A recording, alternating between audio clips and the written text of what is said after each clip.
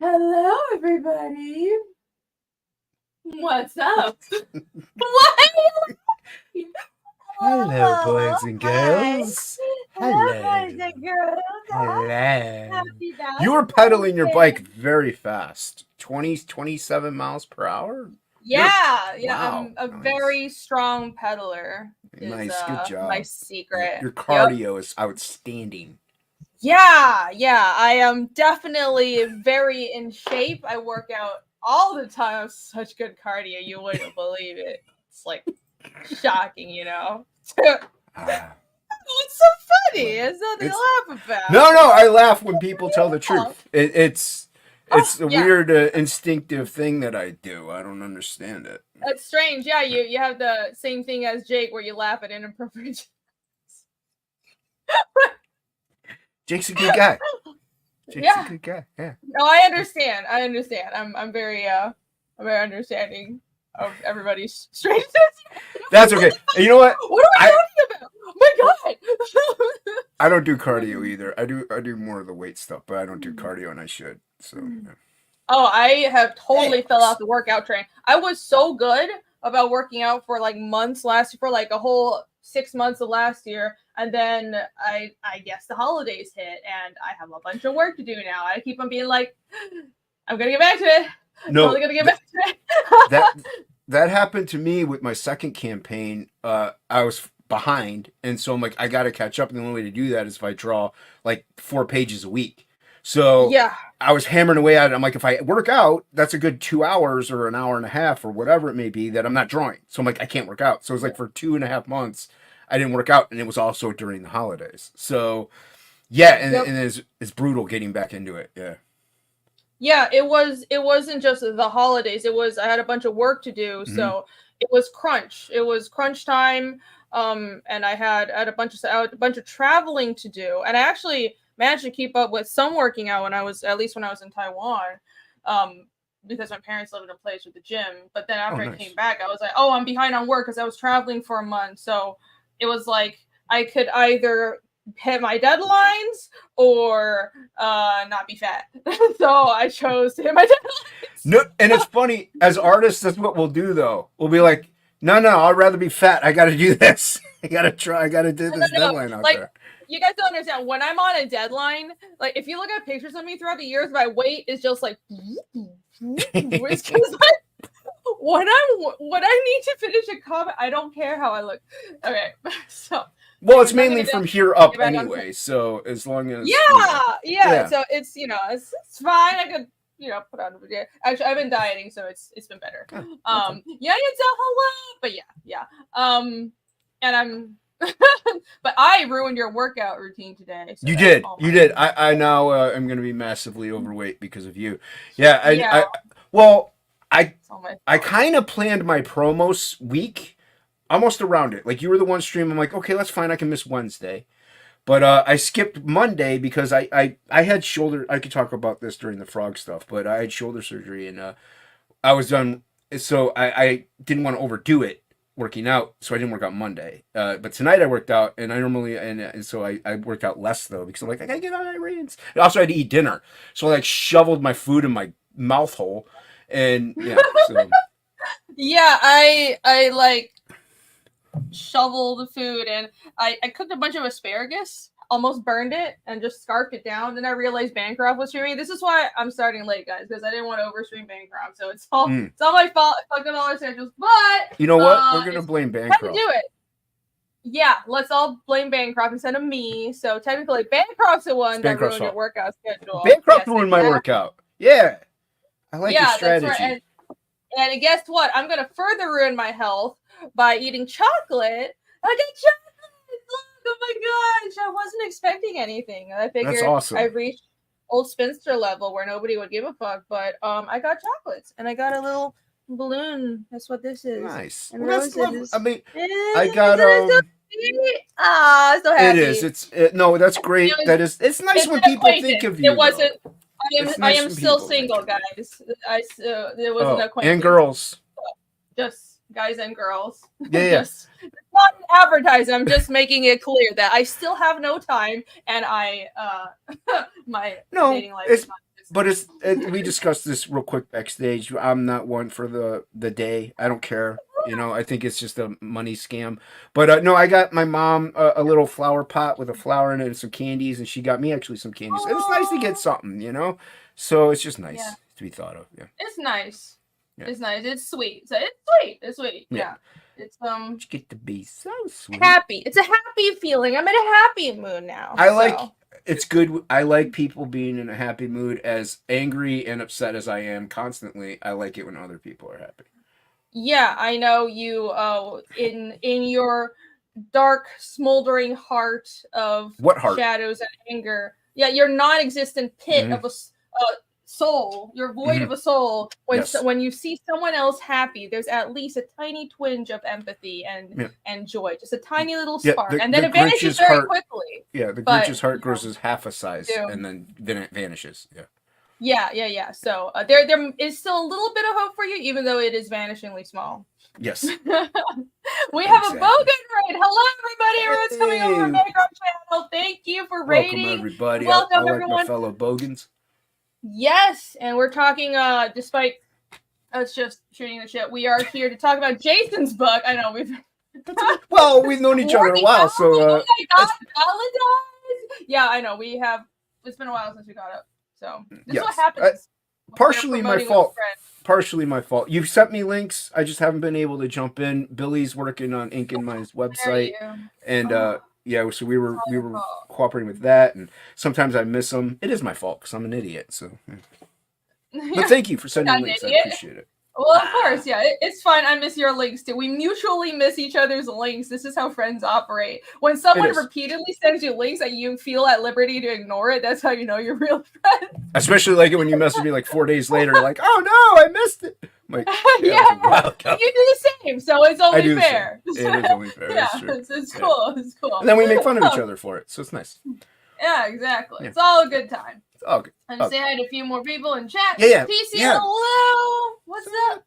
Chat is popping. We got so many people. Jolly Green, hello. And Michael Rushberg, he's my 2.5 artist. Everybody go follow him. Yeah, He does amazing work. Cam is here. Crisis. Youngenzo is here. Hello. What's up? Some person is posting links. Thank you so much for all the links. And thank you. Yes, sign up for Rect. And oh my gosh, is that a what? That is a giant super chat. Is that real? Is that US dollars? That's US dollars. Yeah. Oh my God. Wow. Michael, how do I need to get this name right. Hold on, let me put on some eyeballs. Let me see if I can get it. I can't. You can't send $100 and have me ruin your name. How do I do? Put that in like a voice.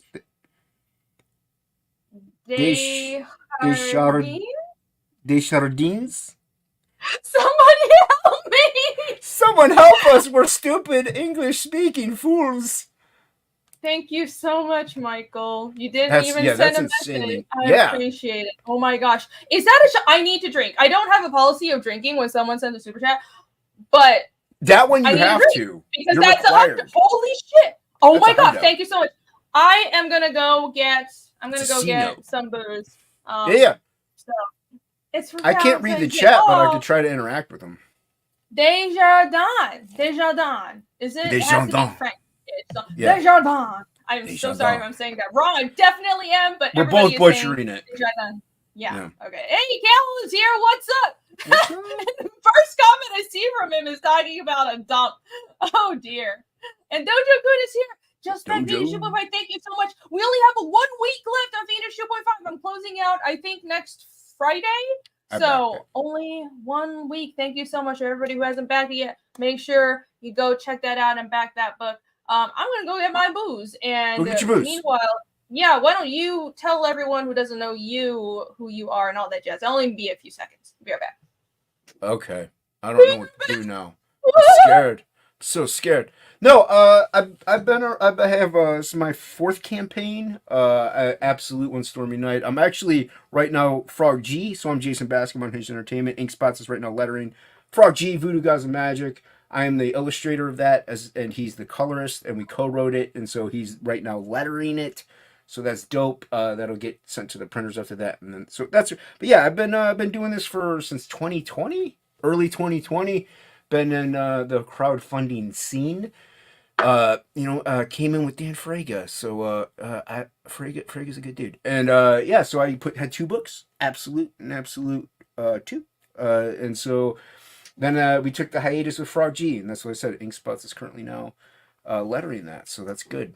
Yeah, I gave a quick rundown of Cool. who I am. I heard very concise, very well done. And Yeah, your good current campaign is so it's Absolute. This Mhm. is the third Absolute book, right? This is it doesn't connect to it, but yes, this is the third Absolute book. Right. Absolute is kind of like my Sin City, if anybody's familiar with that. And if you're not, Sin City was done by Frank Miller. It was in Dark Horse, and it's mainly stories revolved around characters in Basin City. So he had bar fights or whatever. But you follow these characters around, and there's no real. Sometimes they intertwine and connect, or sometimes it's just random people. But it's not really a massive scale of continents and all this stuff. So it's mainly just confined in this one little area. But that's kind of like what my Absolute is. So it focuses more on individual characterization and characters than it does. And there's nothing wrong with it than world building. I just don't want to do it. It's too massive. So I'm like, yeah, screw that. I'm just going to focus on individual characters. So this one doesn't connect to those. So if you never got those, you're fine. You can still get this one and enjoy it. That's what I was thinking. It's set in a totally different setting, so I figured it had to be kind of independent, but still in the same world, like a different time, almost, but just in the past, right? Well, this one takes place in. This takes place in after the events of Absolute, but you don't know when. Okay. It could take place in the past too, I guess. It doesn't really affect either which way because it's a standalone story. The character gets introduced in Absolute, so there's a brief synopsis of that in the campaign. So if you didn't know who the guy is at all, it just says, "Hey, he was introduced here, and this is what he did." But like I said, this could take place after. I didn't even think about before. In my head, it takes place after, just because this does continue the Absolute IP. So it's not a pointless total thing. And the whole point of this is it takes place over one night, obviously a rainy, thunderstormy night, and there's no dialogue. It's only sound effects, like when thunder cracks, you're a krakoom. It's a silent comic. It's a silent comic. I've always wanted to do one. And if people out there don't know what that is, it's just it's a comic, but it's just all panel work or splash pages, and it moves the story along. So I love silent comics. Yeah. Silent comics it's like silent film where you think you're taking something away, but really you just have to be a better storyteller. It's all visual storytelling and acting, right? Yeah, and I really hope I did it. I'm like, this is only my fourth comic, so. I hope I pulled it off. If I didn't, at least you do have some really cool artwork to look at. So there's that. But I think I managed to do it well. We'll only see. I'm looking at this page and I love how emotive and raw it is. I think you have a scratchy, really wild art style, and it seems like you really embraced it with the Stormy Night kind of setting. It really plays into it where you can make the art raw and splashy and scratchy and all that stuff, and it really fits the book. So I think this is designed to make your art style work even better than it normally does. I really like that. It's like really exaggerated and stuff. Look at that guy. Yeah. Very Frank Miller-y, that black background with the I'm heavily inspired by Frank Miller, him and Sam Keith, Jonathan Wayshek, if you know who that is, Bill Sienkiewicz, a lot of more artsy type artists. Like I know they're what a lot of you and I would probably call like an artist. Like we really gravitate towards them because we like their technique and their art style and their flair. Whereas a lot of people may not understand it because it's not a conventional comic looking style. So people tend to gravitate away towards it when I don't. So it's not the smartest way maybe to do a book, but I love that style. Plus it really conforms and adheres to my vision. So it actually just works. And this is fully traditional. I didn't do any digital work except for the sound effects. So all That's these are cool. all Yeah. yeah. There's all traditional pages. And yeah, so and the whole thing doesn't take place over like it takes place over one stormy night, but there are some interior scenes and stuff like that. But yeah, like as you can see, he's walking up. But I really had to convey different camera angles or lighting effects with that lightning or something like that. So it was pretty tricky. So like I said, hopefully I pulled it off. I could show you a page of an interior shot that I don't have up there. Yeah, I don't spoil I anything. love this page So with all the I water love that falling page. down. That actually is a 2-page kind of spread. There's 3 more of those vertical panels on the next page. So yeah, it's like I Oh love yeah. that. It's so dope. Woo! But that row really hit me hard, guys. Oh my god. Hope I hang in there for the rest of the night. Yeah, okay. Let's I think you'll be okay. So yeah, here's she got cracked, and then he's looking at her. She's charging at him, like yelling, and then he's charging at her. So, but so like this happens inside, obviously, because there's no rain, there's no dark background or anything. It's just the speed lines, and then them fighting. So yeah, so yeah, like the whole thing, the most of it is outside in the rain, but yeah, the reason for the rain and stuff is the Sin City one that Frank Miller did was Silent Night, so it took place during Christmas, and I really loved the snowfall that he did. It was just just heavy white, just blotched down practically in there, and it looked so cool. And I'm like, it would be cool if there was a raining one. So I was like, and I've always wanted to do a silent comic. I've been talking about it for a while, and I mentioned earlier I had shoulder surgery in June, end of June, and ooh. yeah, I tore my rotator cuff at work, like severely tore it. So they finally took him because it was at work. Anyway, they fixed it, but I was in a sling for a while, and it was my drawing arm, so I couldn't work on anything. So I had to finish the pages for Frog G before that surgery date, and I actually did it the day before the surgery. I had Frog G line art done. So yeah, so I cranked away. Epic. Yeah, I cranked away. I was determined. Why you were MIA. Yeah. So yeah, so and then I was in the sling for a while, and then once it started to heal and I could actually draw at my desk, I was drawing like time-lapse sketch cards or whatever. I could just do it. Then finally I went over to my art table and I was just drawing. I'm like, I've always wanted to do a silent comic. Now's the perfect time. I don't have any pages left to draw. Like ink is coloring, so I'm like, I'm kind of just sitting here. And I'm like, I want to see if I could do a page a day also. Am I capable of doing that? Like if this was my 9-to-5 gig, now I was getting workman's comp, so I was getting paid. Like it's not like I didn't have any finances, but if this was my full-time job, like at a big time studio place, could I do the page a day method? So the first 5 pages I did each one a day. If it took me 2 hours, I stopped. If it took me 12 hours, I stopped. I did a page a day. And so I was like, okay, I could do a page a day easily. So I could easily do 2 campaigns a year if it were up to my pace and solely my job. Like that's the main reason I wanted to see if I could do it, is if Inkspots and I were doing comics only, I wanted to see if we could definitely crank out 2 books a year. And I found out, yes. So I was like, I'll just keep going with it. And so that's, I put out my comic. So the book is completely done. Nice. The only thing it needs is the credits page and the back cover. So. All right, yeah, and it's black and white, so you don't even need colors. This is already completely done. Look at that, Shelby. Look at this shit. What the fuck? What the fuck, Shelby? Shelby, answer for yourself. What the fuck? Why? He likes to Shelby. He likes to force himself on me. I'm so sorry. You should be. So sorry that happened to you. All right. I'm like, Shelby, I'm doing this book. It's cool. Look at this. He's like, oh yeah, that's dope. It looks like, that's cool. So he draws this. He's like, I'm like, that's cool, man. What is it? He's like, unforgivable. Well, here's the thing. I'm like, that's cool. What is that? What is that? He's like, oh, that's your variant cover. I'm like, no, dude, I don't want a variant cover. This is a simple campaign. Wait, yeah. He just volunteered you a variant cover. yeah, dude. He's like, oh, this is your variant cover. I'm like, no, dude, no variant. I'm like, this is a simple campaign. This is supposed to be. He might have told me he did that. The guy, I finally got him on a draw stream the other day, and I think he did mention that he just volunteers people covers. Yeah, he'll do it. Oh my god, him and Dan Lawless both do that. It's like, it's infuriating. What am I gonna? What am I gonna say? No, look at that. Like that's dope. Now I did make fun of him. Great. I'm like, I like how there's no storm in a stormy night. Great job, Shelby. But it doesn't matter. It's a dope cover.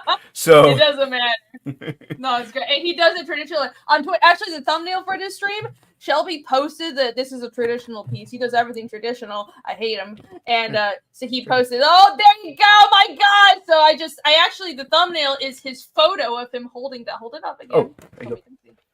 Yeah, I'm keeping this, by the way. This isn't going to be for sale. Oh my God, that is beautiful. I'm just, it's annoying. It's so annoying. It's nauseating. And the funny thing is, this isn't the first time that he's forced himself on my space. I think he does it. All right. He didn't understand. He didn't respect your personal space. No, he doesn't. Very upsetting. Irene, Shelby. All right. Absolute Book 2. Shelby, answer for yourself. Yeah. Absolute Book 2. He was sick, and so he was just drawing the samurai priest again, and then another character. And I'm like, dude, that's dope. I'm like, and for that, the secret perk had a trading card. The guy who initially was going to do it wasn't able to. So I'm like, Shelby, I'll just take that. And that was a metal card. Now, Frog G. He just drew Frog G. Just drew him. Oh my God. I'm like, dude. That was also him volunteering, forcing his work on you. All right. But I think this is why he does it. He wants the cover because the first one was a trading card. The Frog G one was another trading card because we already had you and Plagal on that. So we were like, we can't do another cover. And it was a dope piece. So I think he's trying to get the covers is what it is. Oh, so we stole his thunder last time.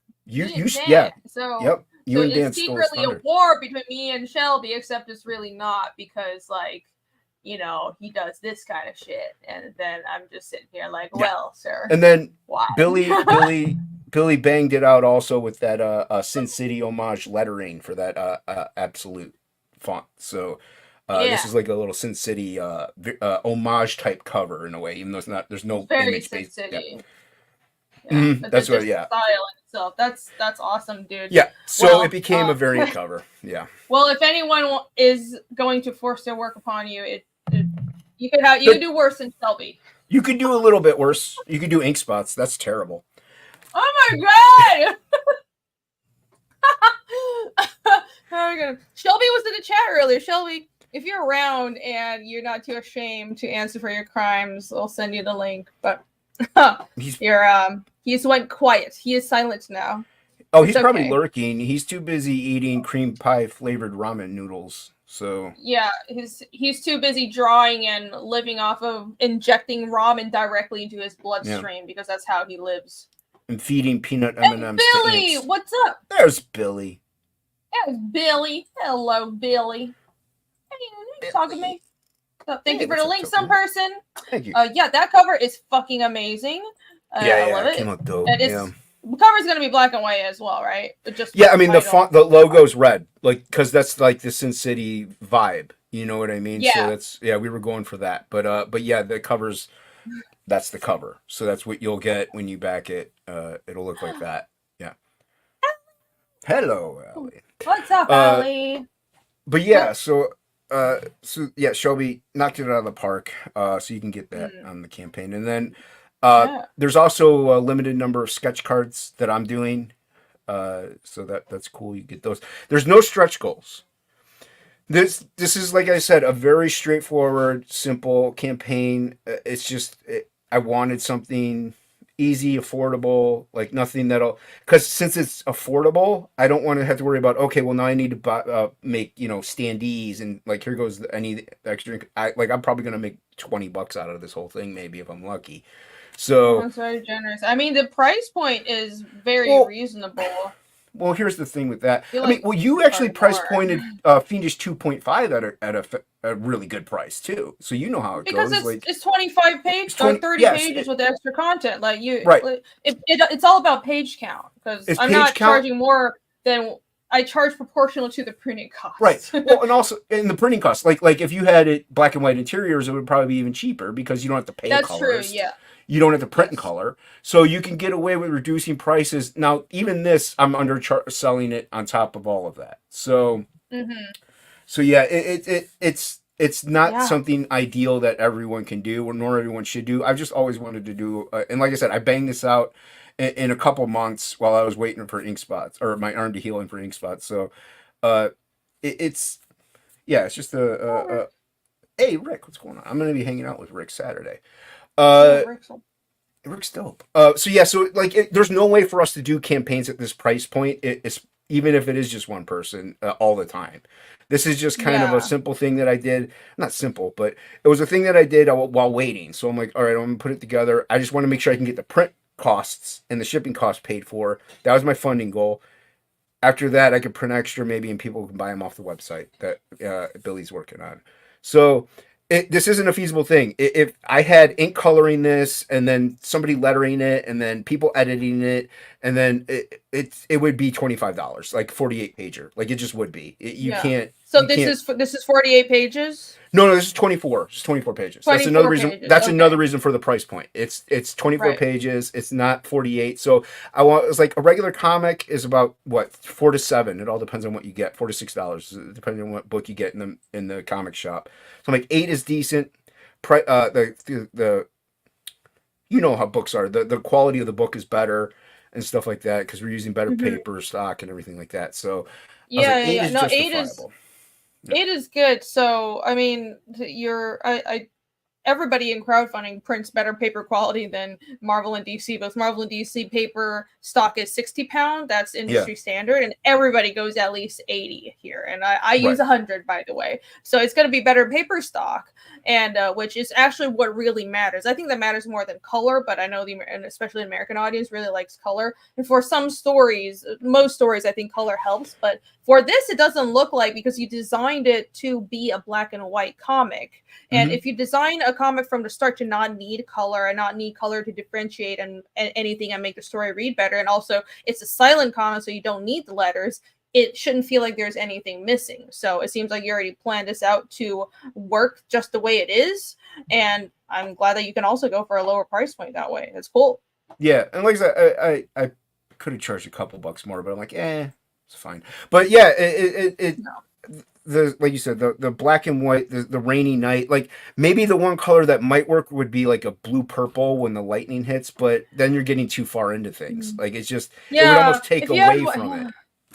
Yeah, if you So had yeah, one color, you have to add more. The only color I would say, if it's black and white, usually do kind of what Sin City did, basically, like red or like right. spots of yellow for, Spots, yeah, yeah, so like when they had the villain blues, guy with yeah, like yeah, the yellow junk and shit.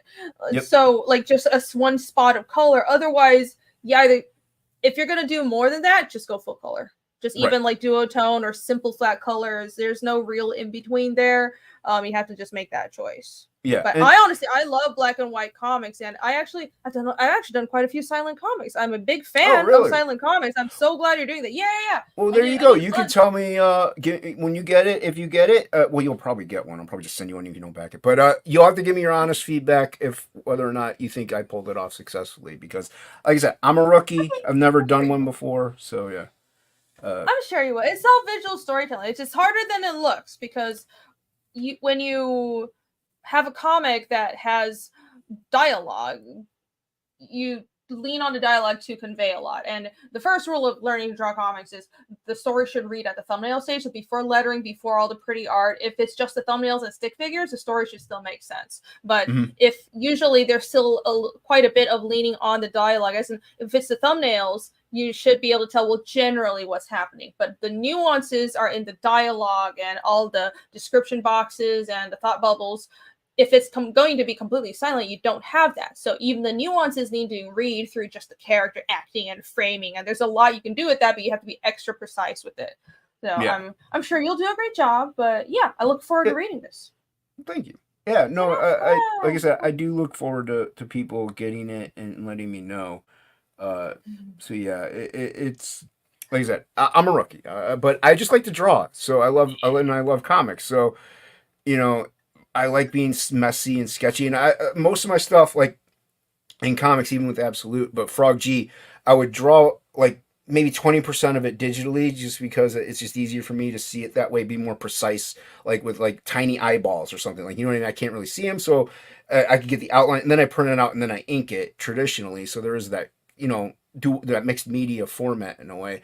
And I want to do something that was more like just full on traditional and get like sketchy panels in there. And like, I hardly ever really even used a ruler. I did a few times for some panels, but most of the time I'm just like scratching at it, like making messy panels, kind of like a Sam Keithy type effect sometimes. And just because I wanted that grit, I wanted this to be an indie comic, a gritty indie comic, and that's what I love, like the turtles and stuff like that. It's fun stuff, and like I Cool. said, yeah, I like playing with like a lighting effects or like having it silhouettes and stuff. I think that stuff is graphically interesting to me and artistically fascinating.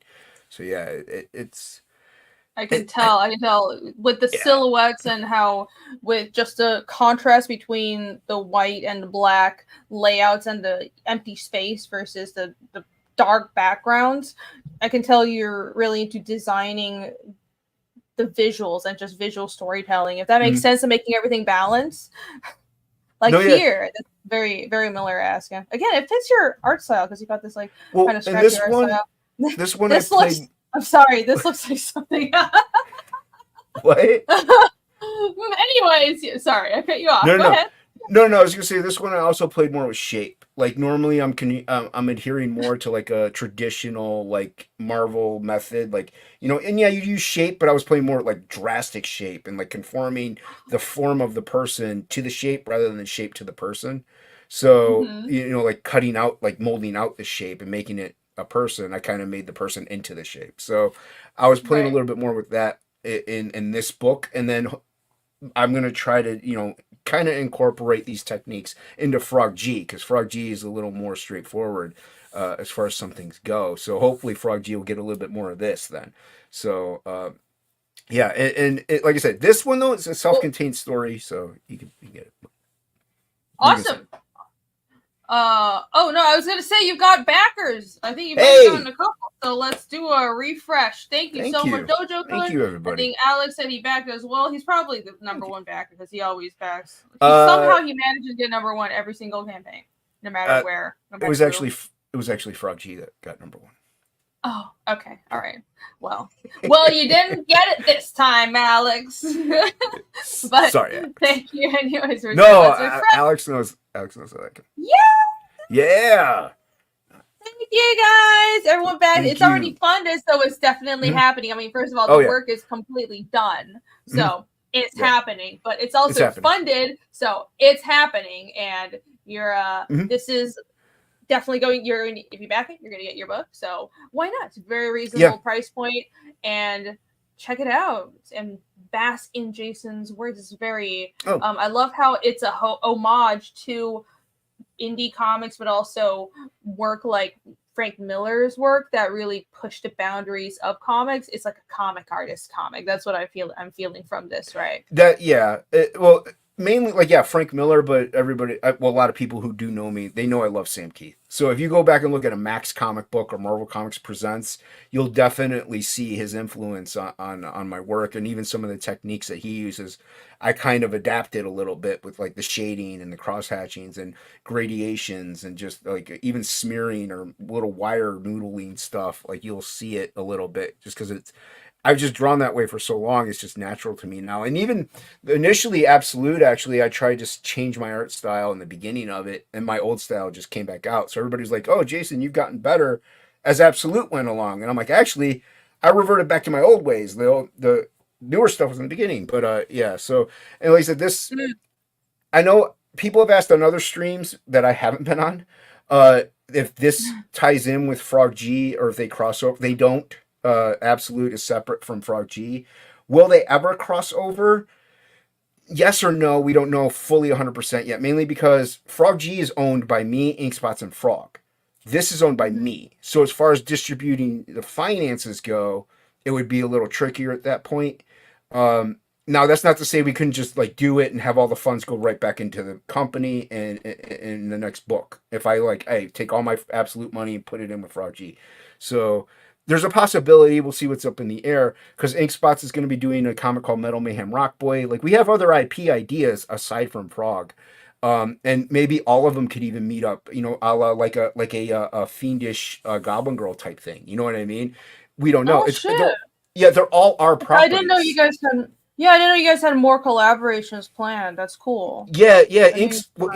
Inkspots is a really good illustrator. He's actually drawing the supplemental in Frog G, but so he has his IP that he's always had his idea for a long time called Metal Mayhem Rock Boy, and I have other IPs for Absolute. So another thing we plan on doing is a flip book, where one side will be like a Metal Mayhem Rock Boy story, and then you flip it over, and then the other 24 pages is an Absolute story. So we could all. Yeah, so we got plenty of ideas ahead of us, and we're kind of like trying to do our own thing in a way. Like we want like Unhinged Entertainment might be publishing these things, but we have a thing called Unhinged Inks because it's Inkspots and me. Like we're doing our thing. Oh, that's cool. Yes. Yeah, it's dope. That's what Billy's working on that website. I love so seeing that kind of stuff. These collaborations are so great and especially if they just organically happen. And it's like you have your own thing and everybody's independent, but people can collaborate. I mean, I'm really looking forward to, Dan obviously has real life to deal with, but the Goblin Girl crossover, I can't wait for that. Yeah, that's going to be fire. May or may not have stuff planned with the creative blog. I don't know. It would be really fun. We'll see. But yeah, I love this kind of stuff. I've been saying for years, I just miss being around creatives that were really serious about comics, and it's so cool to just be surrounded by people that are bursting at the seams. I love you guys. You guys are great. I don't know if you can tell, but I like comics. I don't know if you can tell my back room there, and that's just like a quarter of my collection. So behind this balloon is for me, it's all manga and a bunch of. You know what? All right, let's set that straight. All right. A lot of Westerners give manga a bad rap. I think it's just because of that disconnect we've had for so long. I think in the indie sphere, we need to embrace manga and learn from it and adapt more from.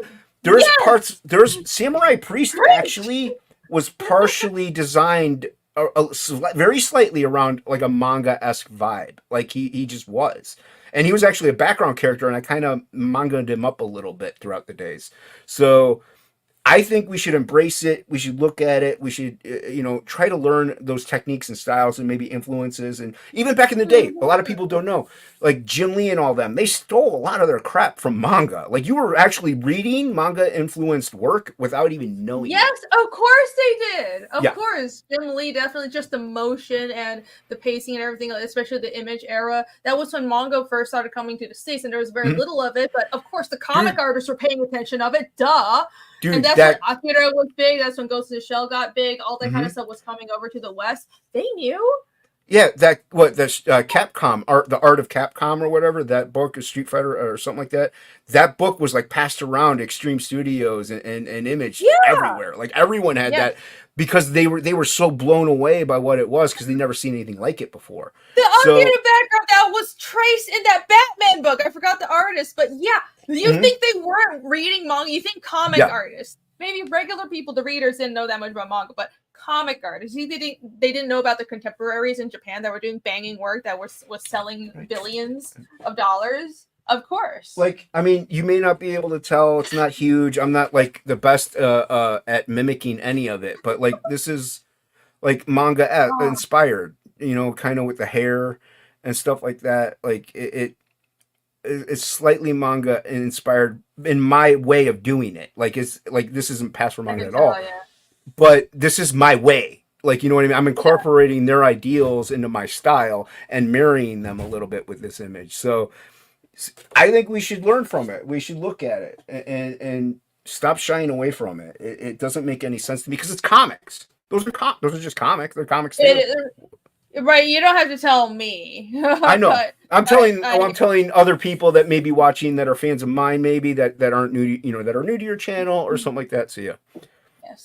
Yes, I 100% agree, and I think I differentiate between comics and manga only for stylistic and general. There's a general stylistic and publishing model reasons, even though to me it's all the same thing. Because if somebody asks me about this or that X-Men book from the 90s, I'm not going to know it. And I have never made any pretenses about this. I didn't grow up with superhero books. I grew up in Taiwan. I didn't read any American comics. And the first American comic I read was Carmen Sandiego and Calvin and Hobbes. And after I moved to the States, I've really latched onto independent books, Image, IDW. My favorite, probably my all-time favorite series I've read is I really like Lock and Key and a bunch of others. I like Scalped as well, but I like books like that, the independent ones, and it's just.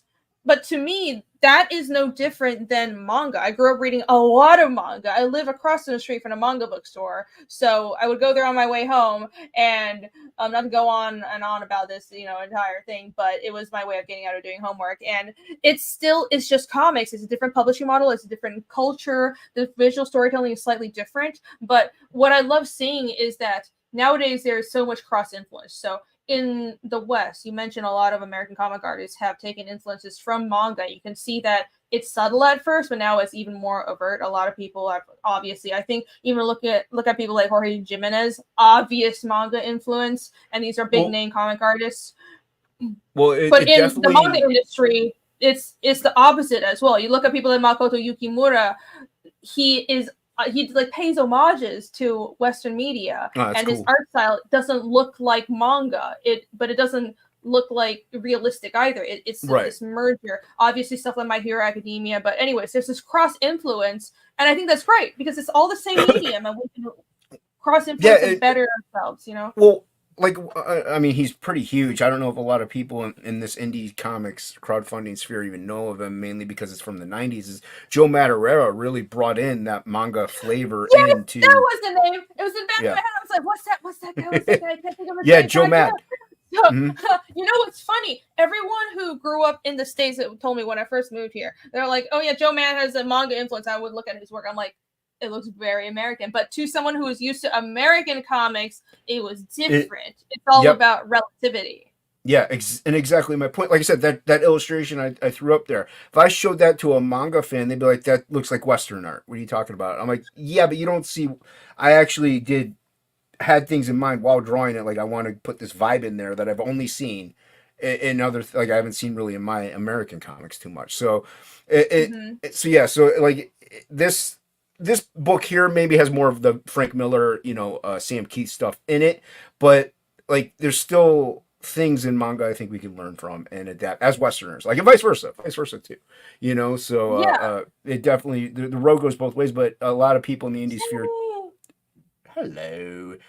a lot of people in the indie sphere do shun manga for some reason. I anime, I'll make fun of Billy still for watching what he watches. I mean, that's what I do. But it's I don't know. I think it really depends because the indie sphere is so varied, and I'm kind of I think I'm so used to American comic artists or fans, or just in here the culture doesn't really... It's much better now.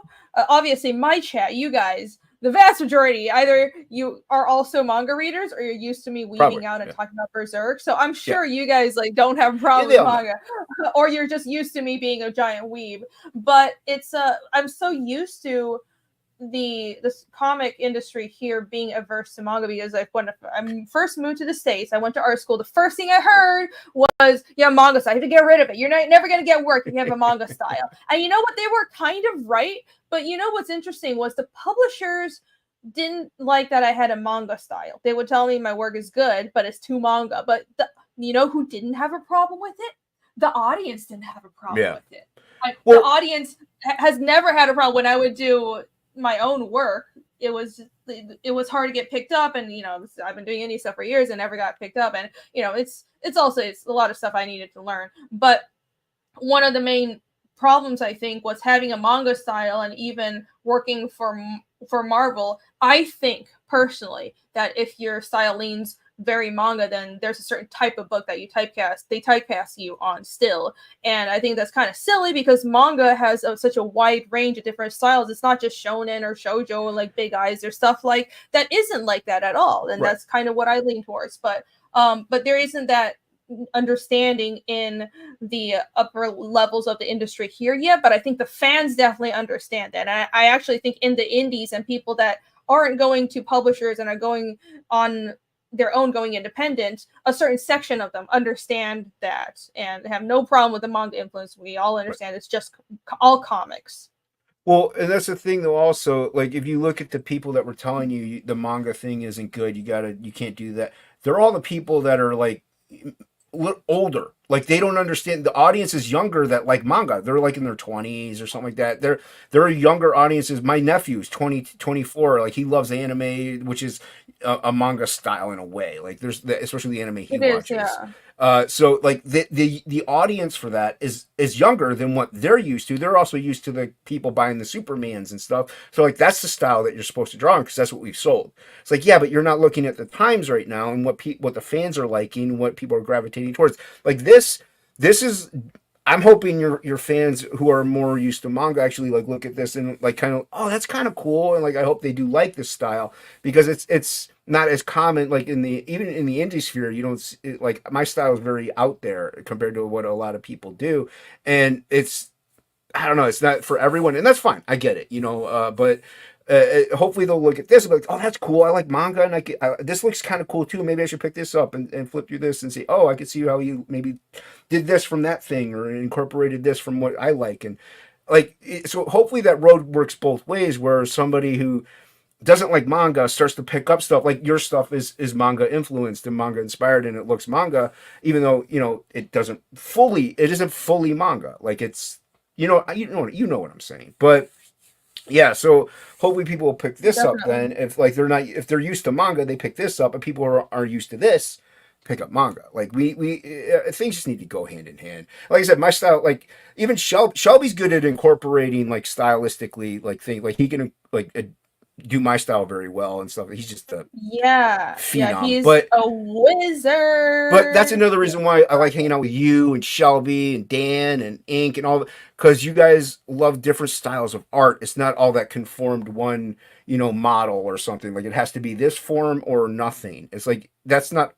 I'm sorry, I don't care what people say. Comics are art, so that's not art to me. Where it's conformed to just one thing.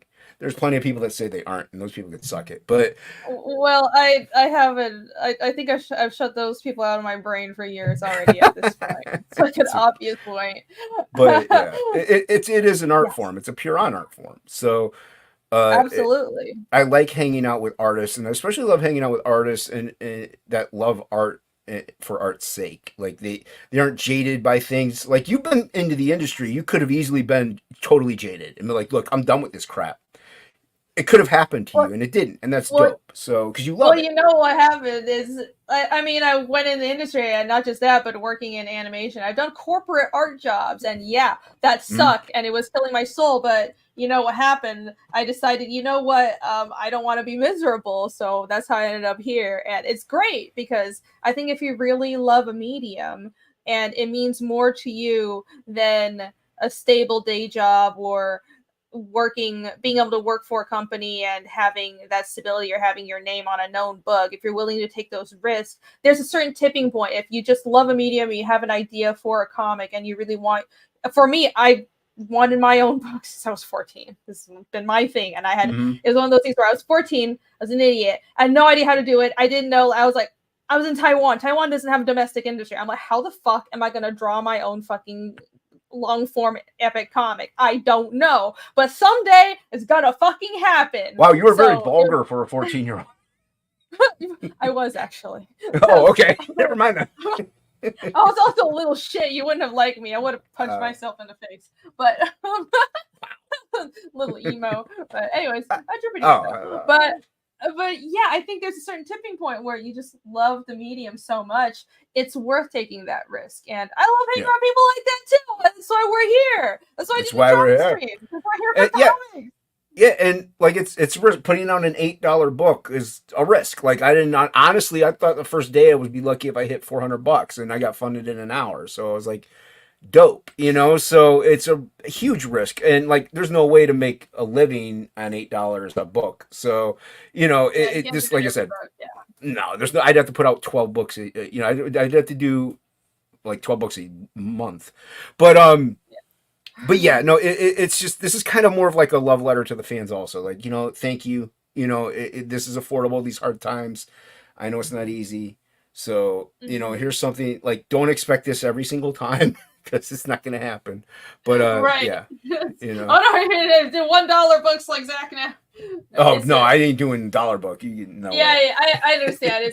It's a one-time thing. I'm sure the fans appreciate it, though. I know. I definitely. Yeah, and I even on top of it, I tried saving them money on saving them money. Like the featured tier is both books at it's $2 off if you get both books plus the saving on the shipping. So perfect. Yeah, even then you're saving money. So I did my best to cut as many, because it's just like I said, it's just there's no editor even. Like this is just me, so I don't have to really pay any. I just have to pay the printers and the shippers, and get the metal cards for the secret perk. But yeah, so it's yeah, so it's pretty streamlined. Yeah, what's up, Morb? It's pretty streamlined campaign, and I always wanted to do one that is mainly just the comic, because honestly, I don't know about you, Irene, and they're great, don't get me wrong, but I don't back a book because I'm like, ooh, the stretch goal is a sticker. I got to back it so I can get my sticker. No, you just,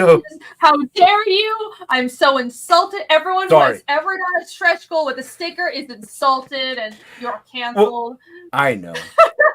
No, Frog G even has stretch goals with stickers, but no, I don't back books for the stretch goal. I understand that, though. Yeah, I back the book for the book. So that's why there's no stretch goals. There's no nothing like that.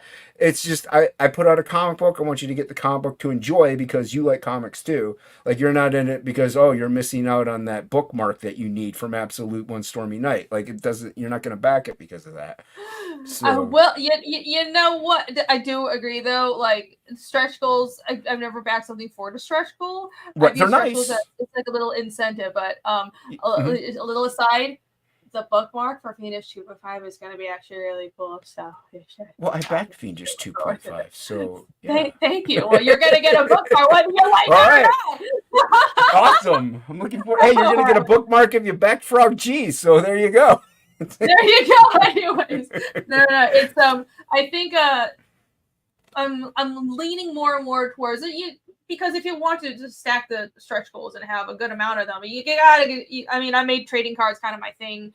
You got to do some bookmarks or stickers, but I noticed that I want to cater towards the comic guardians too, people that are there for the comics, and the goodies are nice, and that's because that's how I am. Like I want to cater to people that are going to read my book and spell check my Nanarsa, my fantasy language that doesn't actually exist. I've had people do that, and that's great. Please do that more.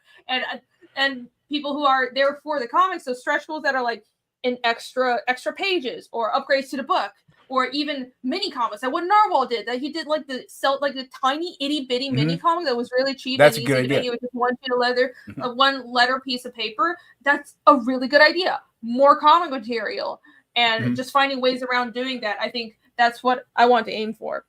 Yeah, and I stuff that goes like I do like the stretch goals that go into the book rather than just an extra, because I like them. Don't get me wrong, but half the time they just end up in a box somewhere. Like I don't like the stickers. Yeah, I could put them on my long boxes, but those will end up getting destroyed eventually one day.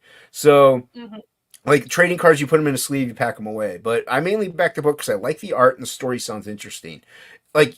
Awesome, I'm getting other stuff, but like with this, it being such a low cost, if I had stretch goals, it would make it less affordable at that point because I'd have to be paying money then for, the things that'll add up throughout all those stretch goal times. And yeah, you're supposed to price it out that way, but it's still cutting into cost, and that's not something that I want to do. I just wanted to do something straightforward. And like, there's like sketch cards. If you like the cards, you can get a sketch card. There's a little tiny original piece of art that you can get from me.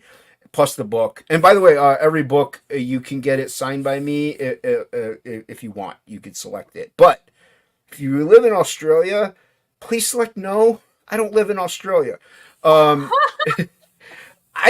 didn't know another way around that. I didn't know I'd have to make each individual tier for Australia backers. Like I don't know how else to get around that. So yeah, well, you can't set shipping just for Australia. No. You can set shipping just for Australia, but I still would have to make a separate tier so you don't have to have it selectable.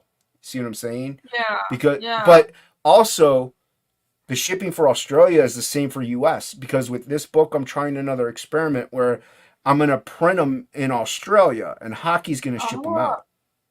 oh, So, interesting. Well, I think yes. you can. I would be worried about quality control, but if you're Well, working with another artist, and also black and white is a lot easier to manage than black and white's easier to color, manage. probably Also, doable. this I'm definitely printing through Mixum, so I could set the print up and have the zip code shipped to, zip code B, Australia, so it'll print there, but all the paper Mhm. settings and everything will be the exact same as what they are here. It's just a different printer. Now, Hockey, he'll look through it and he'll tell me if they look like rubbish or not. So, Yeah, well, you have Hockey hockey knows his quality stuff. control, right? If you have a friend, actually, that way I mean, there's so many people that are Yeah. Australian. So I apologize to the Australians because I had a whole with Fiendish 2. We had to ship. I mean, I do all the printing here because with the way I do things, the actual print run and edition matters. So I don't want the print run for the American backers to be different than the Australian or the European backers, Mm-hmm. but now shipping is getting so ridiculous for Europe, Mm-hmm. but also for even shipping to Canada. Like It's if it's over a ridiculous. certain weight, it costs me like 20-30 bucks. Like Yep. fucking why? Yeah. Fucking why? I can ship something to Oh. Canada and it'll be closer than in across the continental US, but it costs more just Yeah. because it's a different country because of taxes. And Australia is insane. It's not because creators want to overcharge. It's because USPS doesn't technically, as far as I know, this is what I have been told. They don't directly ship to Australia, so they have to go through third parties. So when Australians ship to the US, it's fine because the Australia Post still ships to the US, but USPS doesn't ship directly to Australia, if that makes sense. I got you. So Yeah, it's yeah. wildly expensive. I can ship one Gemini mailer. It costs me $60. Yeah. Cost me $30 to ship a Gemini to the EU, mostly 30, 35. Yeah. Australia costs me $60. Like that's Yeah.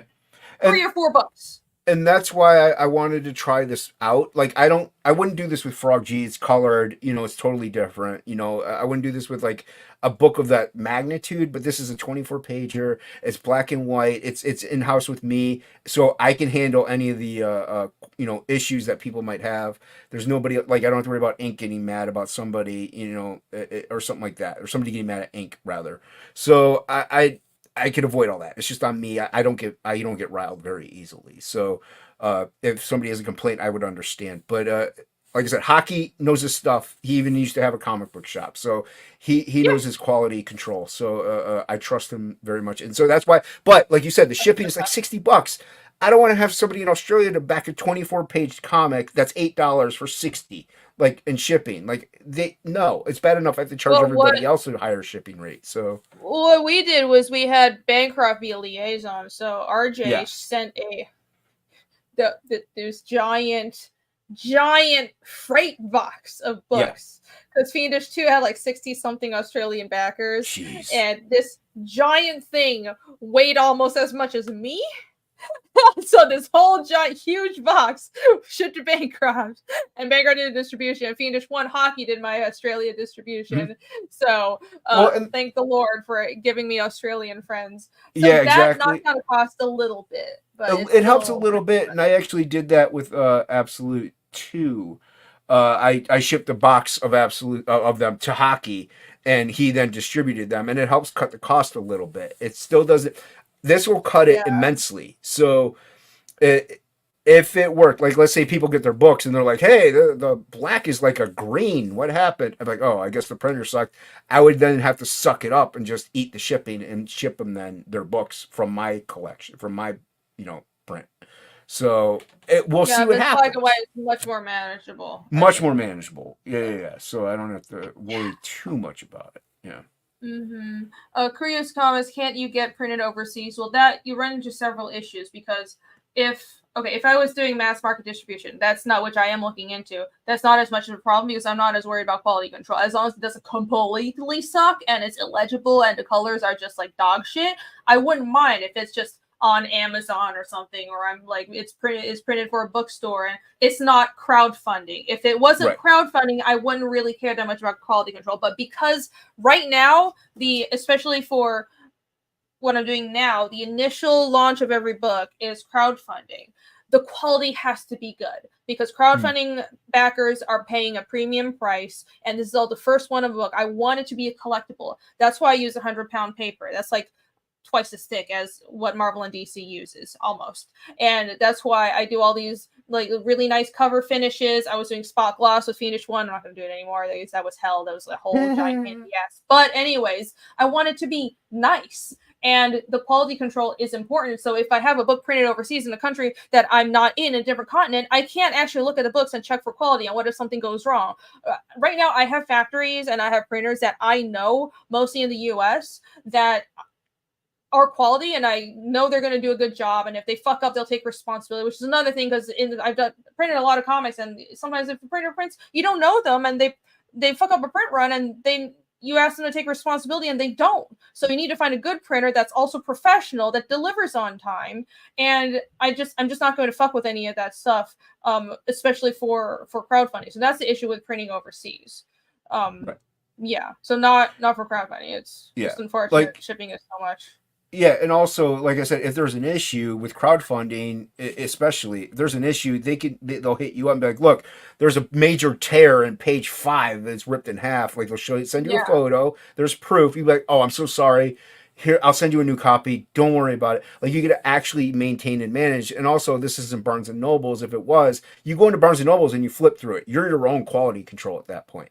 So, we can't do that. We're not mass factory, like you said, marketing. We're not mass producing these things and putting them out into stores where people can actually inspect them themselves. We're inspecting these. It's kind of a surprise when you get it, and you want it to be in good shape. And if it's not, we can at least address the issue personally and give you that quality customer service. So, for me, a big issue is I found printers and factories that I'm happy with, and I'm sticking with them. And, for crowdfunding, that's my plan. Also, Alex VRB brings up a good point. It reduces your print size, which for offset printing is a big factor. Well, for the print run, the volume matters a lot. So if I'm printing, for example, just ballpark wild estimates, if I'm printing 1,000 of the same books, and offset printing and digital printing are different. Offset printing is plate printing. So what they do, and this is for large print runs, they make metal plates of each color. So how do I explain this? It's like color theory. Every page for color printing is broken down into different color channels. So it's CMYK. When you look at digital coloring, you hear us talking about coloring for comics. CMYK is cyan, yellow, magenta, and K stands for black. So those are the 4 colors that combine and onto all the colors that you see on a page. And they make metal plates for CMYK. Each single page, each comic page has 4 of those metal plates, and those plates have holes in them that are like screens, and the color is brushed over it. And that's CMYK plate printing. And those plates, dots. The metal plates cost a lot to manufacture up front, but once they're manufactured, the printing is easy. So you can go high volume, and you're paying for the metal plates to be produced, but then you can it's really cheap to just produce more of it because the plate's already done. Digital printing works better for small print runs because the quality is not quite as good as CMYK plate printing, but it's also called offset printing. That's what Alex Verby is saying. But the quality isn't as good, but you don't have to make the metal plates. You just print directly from a computer. It's like when you print at home on your home LaserJet printer, but it's just a nicer, really, really nice fat LaserJet that they use at an actual printer. That's not the one that you have at home. That's what digital printing is versus offset printing. So the issue also is I want good offset printing. So I want a higher volume. And if I'm doing a separate print run, say in Australia, well, either I do digital printing and the quality has to be lower, or I pay out my ass for offset printing and I make no money. I probably lose money because I have to manufacture all these plates and pay for that just to print 200 bucks, which is not what you do. Like offset printing, I think the minimum is like 500 or something to make it affordable. I think so. I think the minimum is 500. Sorry. No, but here's the thing though. But something like this, you couldn't do it. You'd have to do digital printing with this kind of a crowdfund. Like, this is a tiny campaign. So I can actually do it where I can print them in, and it'll still be a little more pricey because, as you say, the quantity depends on the price of the print run. So the higher the quantity that you order, the lower per book it will cost. So this will actually, in Australia, because I'm going to overprint in Australia, so Hockey can sell them, but it'll still cost me more per book to print it in Australia than it will to print it here, because my print run here is going to be higher. So it's going to save me money to do it, but it still won't. It's an experiment. It's something I'm trying out with this. If it works, I might do it with further books that are black and white, with absolute books. We'll see what happens. No, that's a great idea. I'm glad to see that people are open to black and white books, and that. Yeah, and I know color books sell more. I do. Trust me, I do. They do, but if a book is designed for black and white, it's not like someone is going cheap, like, oh, I just can't afford color. Like, the story is designed for black and white, so it's fine. And I like seeing that, because what's important, I think it's I care about just seeing cool comics that are done well. What matters is the story being told right. If it doesn't need color, then you shouldn't force it. Right. And Snuggie, I agree. Love seeing indie creators aim for mass market distribution. Yeah, I think that's the next step, and it's honestly not as hard as you think. Same as going international. You just need to get a translator. Yes, that's an upfront cost, but I don't think you don't even need to do a print run. Like, what I'm looking at is probably not even a print run, because I'm getting Fiendish translated to several languages, and I'm not going to print most of those. Most of those are going to be digital distribution. So probably only for the Spanish edition, I will do a print run, but I'll do a black and white version, because for the Spanish edition, I'm aiming for the South American market. And in South America, from what I've seen, because I've done a convention there, people are more open to manga. They have a lot more manga there, and they didn't grow up as much with American superhero comics, so they're fine with black and white comics, and it's actually really cool. There's a lot of this burgeoning comic scene and a lot of comic readers in South America. There just isn't much of a domestic market, but a lot of indies and a lot of really talented people. It's great. By the way, there's a really cool convention I'm gonna do in Bogota called SOFA, like the furniture. It's abbreviated SOFA. So if anybody has a chance to go to Colombia around October, you should check it out. It's a really cool con. But that's the only one I'm going to print, and everything else is digital. So there you go. Yeah. It's, of course, after the crowdfunding campaigns are fulfilled, and the backers come first. Those are fulfilled, and then I'll have digital releases and releases in different languages go out months after the crowdfunding campaigns. And also, eventually, I want to have a mass market English version. I haven't figured out how to distribute that yet, but I'm gonna make it. It's gonna happen, because I agree. If you have that. Yeah, as long as you don't step on the toes of the backers, and I think that's really easy to do, honestly. Just make a different product, different cover, make sure the quality is like the back. And it's hard, because I've gone so high quality with the crowdfunding campaigns. It's the mass market version is not going to be higher quality. Like, I'm not going to print 100-pound paper for the mass market. Like, one that is going to hopefully go in Barnes and Noble is going to be 60, 70 pounds. So that's fine. The crowdfunded books are the collectible editions. And then if you get your book into Amazon or Barnes and Nobles, you know what happens is more eyes are on the book. And if it does well with the general audience and wider comic audience, also do conventions, because so many comic fans aren't on YouTube watching us. Most comic fans aren't, by the way. Most comic fans are going to your local comic book shop or going to conventions and just browsing Artist Alley, and that's how they will find you. So we are still not reaching the majority, even domestic US comic fans. No. But if you have a mass market version that does well with a more general audience, then the collectible editions from the campaigns are worth more. So that's what I want. And not only that, make these books more valuable. Yeah, and like this is a good base to start. Like, YouTube being social media, that's a good base. Like, to build a little bit of a fan base. Get your people on your eyes on your books. But like you say, then once you've established that, people kind of know a little bit. You're, especially if you're a brand new creator, you get your name out there. People know who you are. They know you have a good product. Then you're doing the cons after that. You have your book out there. You're getting strangers walking by. Maybe even a couple of the people from the chat might even show up. You never know, and it gets eyes even on more things. Or then ask your local LCS. Hey, is it all right if I set up one of these days outside? Maybe free comic book day. Can I set up out front? Sell some artwork in my book. They're more than likely going to be cool with it, because you're a creator and fans will come see you, or other people will come see you. If there's somebody that could draw at a comic shop, so they'll bring in more traffic. They might be cool with it. So yeah, there's more to the world than this. So get out there and try to do it. And like you say, it's not all this. This is a good base, a good start. And I do encourage new creators and new people to do this. But You got to get out. You got to hit the conventions. I've been trying to do more. Yeah. That's true. I think now that COVID is not a thing anymore, it's when we're allowed to move and travel. Yep. Conventions are great, Yep. and it's a and people do show up from chat, which is great. Like I met so many people from chat at both Heroes and Tampa, and even South Carolina. I did South Carolina Comic Con. This was over a year ago. Yeah, I wanted to go. Oh my god. Yeah. Yeah, I actually didn't do that many cons last year, but I'm gonna do more this year. I'm gonna do Hero, Sofa.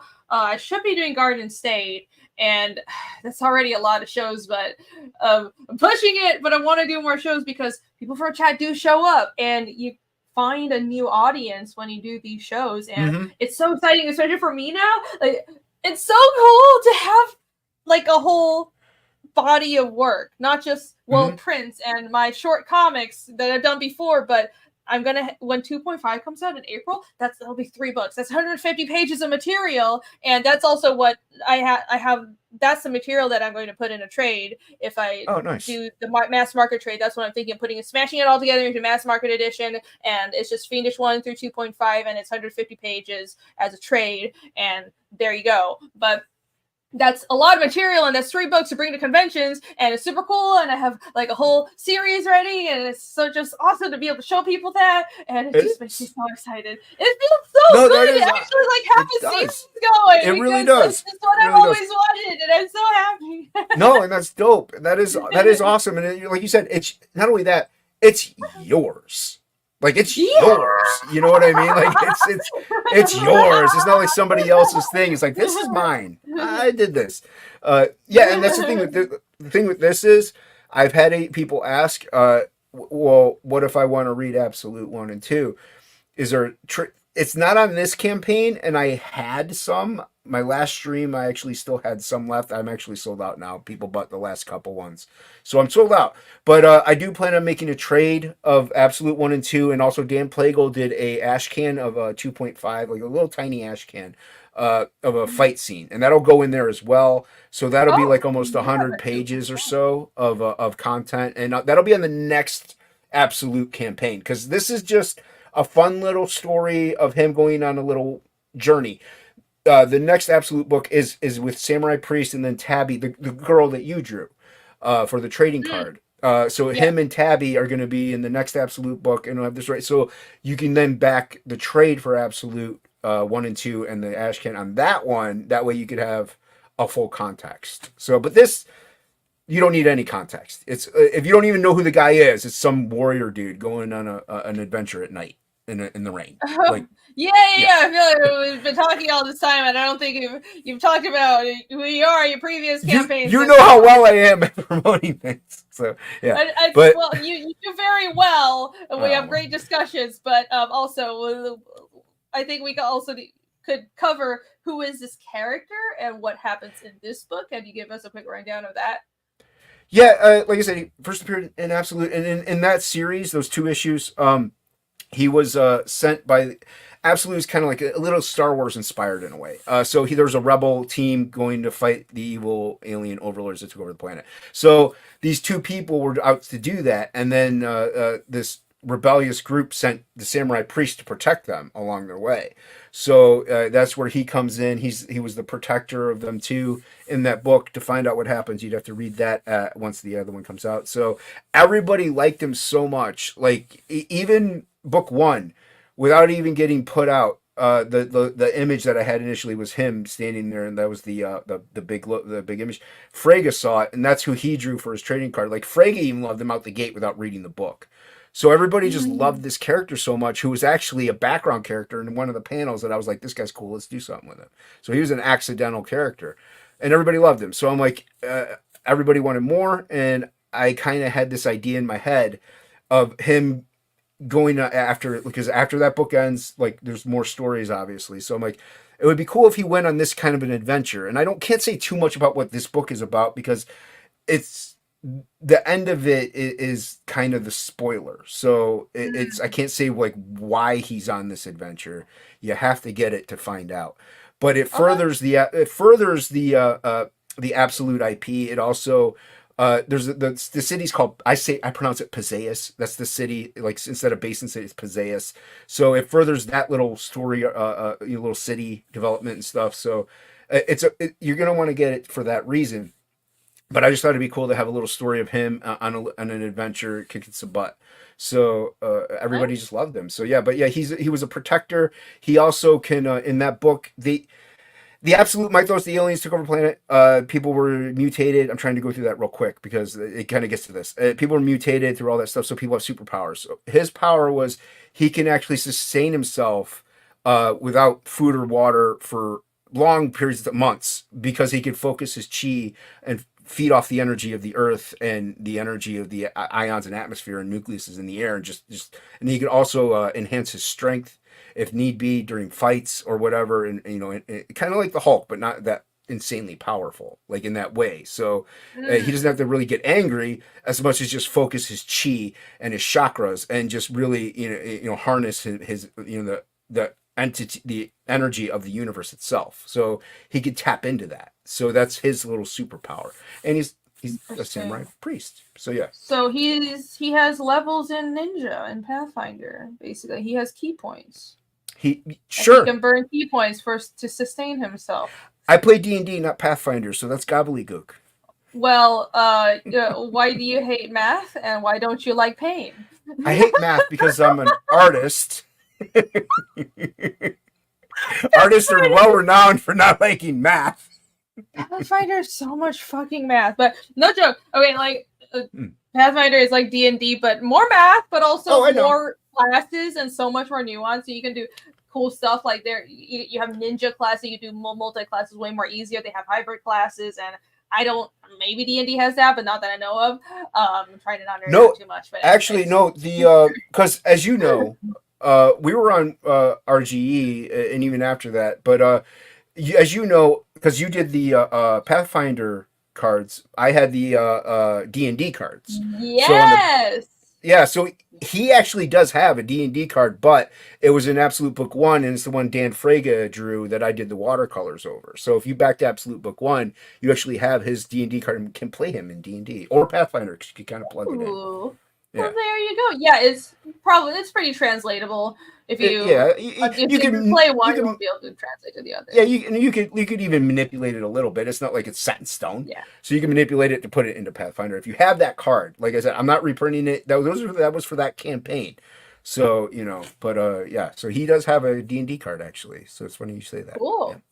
Actually, I was thinking because my cards are never meant to be campaign exclusive. If I say something, if it's something campaign exclusive, I'll say so. So I was thinking of packaging all the trading cards into like a pack and selling them online. You should. Because now that I have a whole bunch, I have I don't know, like 10 or so. It's pretty cool. No, I burned all mine. Oh, okay. All right. Well, cool. I haven't yet, but I'm going to burn any leftover books. Oh, yeah. Have the campaign Well, I'll just recycle them. It sucks, but I always overprint, so I have a small amount left over, and I can't sell those because when I say campaign exclusive, I mean campaign exclusive, so that shit's going in the trash. Yeah, like all the reprints will be with a new cover. Like I have some Absolute Book 1s left. I have no Book 2s left, but I accidentally got an accidental print run of Book 1. So we've been slowly burning those. Mother's been burning them in a fire pit. So we like a whole order, like 500 books. We've had to like slowly burn because I got an accidental print run. Yeah, I have a fire pit. I built a whole ass fire pit. I haven't used it yet because guess what? It's Atlanta and it never stops raining. But someday. That's okay. It's like my books too. You'll get there one day. I'm crazy. What the fuck is going on? What I really want to do is take him to like a massive like area where you can burn them. Just chuck the whole boxes on there and throw like gasoline and burn them all at one setting. Like, 500 is a lot. I don't have that much. Yeah. It's just a few dozen. Well, we're down to we're down. We've been knocking them down. Okay. Well, I'm glad that you're succeeding in burning your work. That must make you so happy. Hey, it's exclusive. I don't also. the book ones that are still over there, I could sell them, but you could have original for book one, but you won't know how the story ends because it is a to be continued at the end of book one. So you'd have to get the trade on the next campaign of Absolute, which won't be for a while because we're going to do Frog G2 right after we're done with Frog G1. So it won't be for like another year or so because I'm going to be focused. That was what I also said with this. If ink had finished coloring Frog G, I was going to stop working on this and jump right back into it. That's my top priority is that campaign, but this is done. Like all I got to do is print it and ship it out. It won't interfere with Frog at all. That's first and foremost because that came out before this. This is just a little dream project of mine that I wanted to do. Perfect. Well, yeah. It's 45 pages, so it's not a small book, and it's all completely done. 24. 24 pages. Oh, sorry. I'm sorry. That was the other book was 40. Yeah, the other book was. Yeah, 24 pages. I stand corrected. 24 pages, and it's all done, and it's all completely funded, and it's a very reasonable price point. Right. So you don't. There's nothing but backing this. Back it out. Get back it out. There are original pages on the campaign, so there is. Like it's affordable, but if you got a little extra spending cash, which most people don't these days, you can get original panel pages and original splash page. There's only one splash page left, actually. So, and the cover got bought, and I'm not putting up the Shelby cover. Now, I don't know if I'm going to put up the art for the trading card yet or not, because this is the trading card everybody gets who signed up on the secret hold perk. On, let me full screen. Yeah, so if you haven't backed the secret perk yet, you could still back and get this metal trading card. This will be metal and Absolute. I think it's going right here or something like that. But yeah, so you can still back and get the metal trading card if you back the secret perk. So this is I don't know if I'm going to put this on the campaign or not yet. I kind of like it, kind of want to keep it, but we'll see what happens. Now look at that texture. Yeah, it's fun to like rub your hand over it and. Yeah, I wasted so many ink bottles drawing this thing. It's ridiculous. I can imagine. All the black backgrounds, just like all the black. It was fun, man. It was so much fun. What are you talking about? That drawing looked exactly like me. Clearly. Yeah. She was my inspiration. Yeah. Yeah. Clearly, like can't you see? Look, I look just like this guy. Yeah. Just look at the rippling triceps and everything.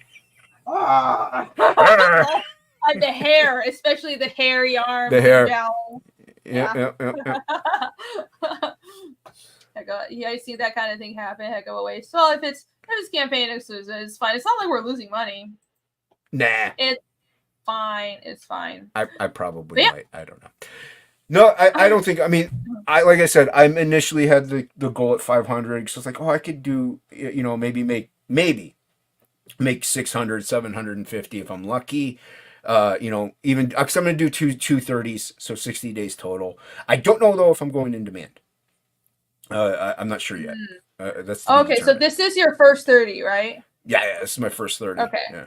Cool. So you've got some time. You can definitely go higher with the campaign. But if it's already done, I don't see a reason for going in demand. Just get it fun, get it out. Yeah, I don't see a reason going in demand either. Because especially since Frog G is the main focus, and I kind of want to get this printed and shipped before I get the 350, 450, whatever, how many print run boxes of Frog that we're doing. So I don't want this cluttering up my room. So yeah. Mm-hmm. Yeah, no, I understand. Very limited space. Yeah. Yeah, that's also a thing. Yeah, I remember when I didn't have RJ. That was a lot. Oh, yeah. You got RJ now, so that's nice. But I am going to overprint. Hopefully, the website will be up soon, and then this will be then on the website. And I'm not going to charge $8 probably. That was for Indiegogo. Maybe I'll charge $10 at that point. So we'll see what happens because yeah, that's still reasonable for 25 pages. Yeah, definitely. Also, if you signed up on the secret perk, it's $7. It's not $8. Awesome. There you go. Let's go through. Speaking of perks, let's look through the perks. You have the feature perk that is both covers. Hmm? What do you do? Why do you? I think I named them all already. You named them all? Yeah. But we'll go through them. Go through them real quick.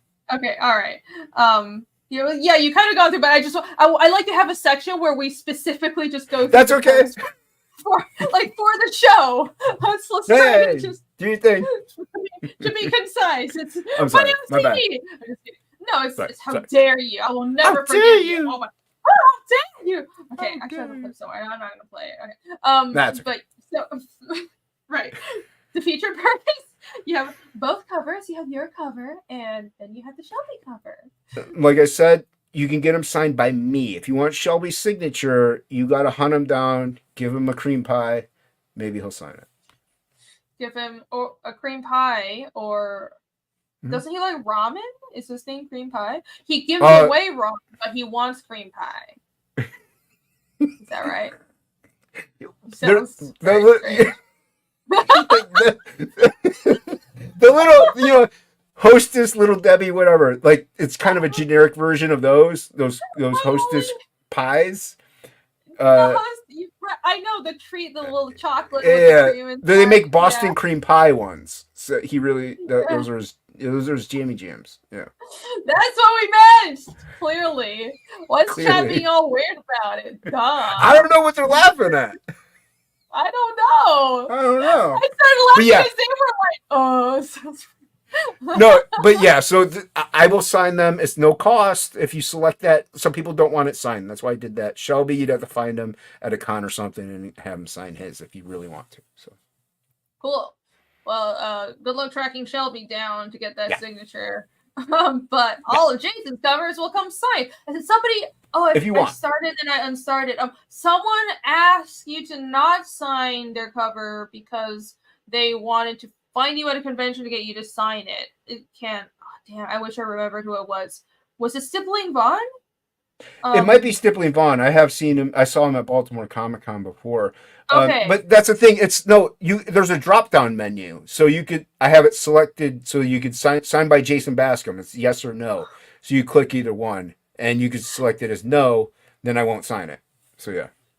Right. Okay. Perfect. There you go. There you go. You can choose to get it sent or not sent. Hey, you can choose to have it not sent. Awesome. And there's Shelby's link, his store, his big cartel. So everybody go check that out. Thank you for the link, some person. All right, feature prices. Both cover is $14, and then main cover is $8. Everything is very, very reasonably priced. And variant, only 2 variants, very straightforward, book focus, and you have the retailer bundle, which I like. How many books are in the retailer bundle? There's 5. And you save a little bit of money that route, and it's just the main cover, and that is not selectable to get signed, by the way. So that's the only tier that isn't. But yes, you get the main cover, you can give them to your friends. So it's Hen wanted me to offer one, so I did. So there you go. Makes sense. Yeah, it's with Fiendish 1, I had a lot of people buying the retailer. With 2, very few, so it's kind of a wild card, I think. It is. But if people will ask for it, so might as well put it up. I think it's most beneficial for overseas. Right, that's true. I think so too. And you have the book and a sketch card for $40. Mm-hmm. And those are limited. There's only 10 available total. So I think there's only 4 left. But and original art, yeah. Yeah, it's the original panel page. Some of the panel pages are only 2 panels, so it's kind of like a splash page. So, first come, first serve. So as you'll get a PDF with them and you pick which one you want. Awesome. Mm-hmm. And yes, I have a pretty good memory. Except when it actually matters and my memory sucks. That's true. So it was Stippling Vaughn. Original splash page and book for $250 is still all very reasonably priced. Like, oh my god, you could be charging more for this, but there you go. $175 and $250 for original pages. It is. It's the way I see it. I'm a new creator. Also, it's my book, my campaign. I charge what I want. There you go. That's how you should answer it. That's no talking yourself down is allowed here, Jason. You gotta go like I do what I want. No, these are dope pages. Like I said, I might keep that card one because I really like it. I'm actually a fan of this book. I like these. I like the art that I did. I like it. I like what I do. Yeah. Good. That's what I like you. I mean, oh my god, this is Jason Krager charging like what $200 or $300 for the original pages on Jawbone Death, which made me like want to cry. No, you're misinformed. Adam Lawson was charging $160.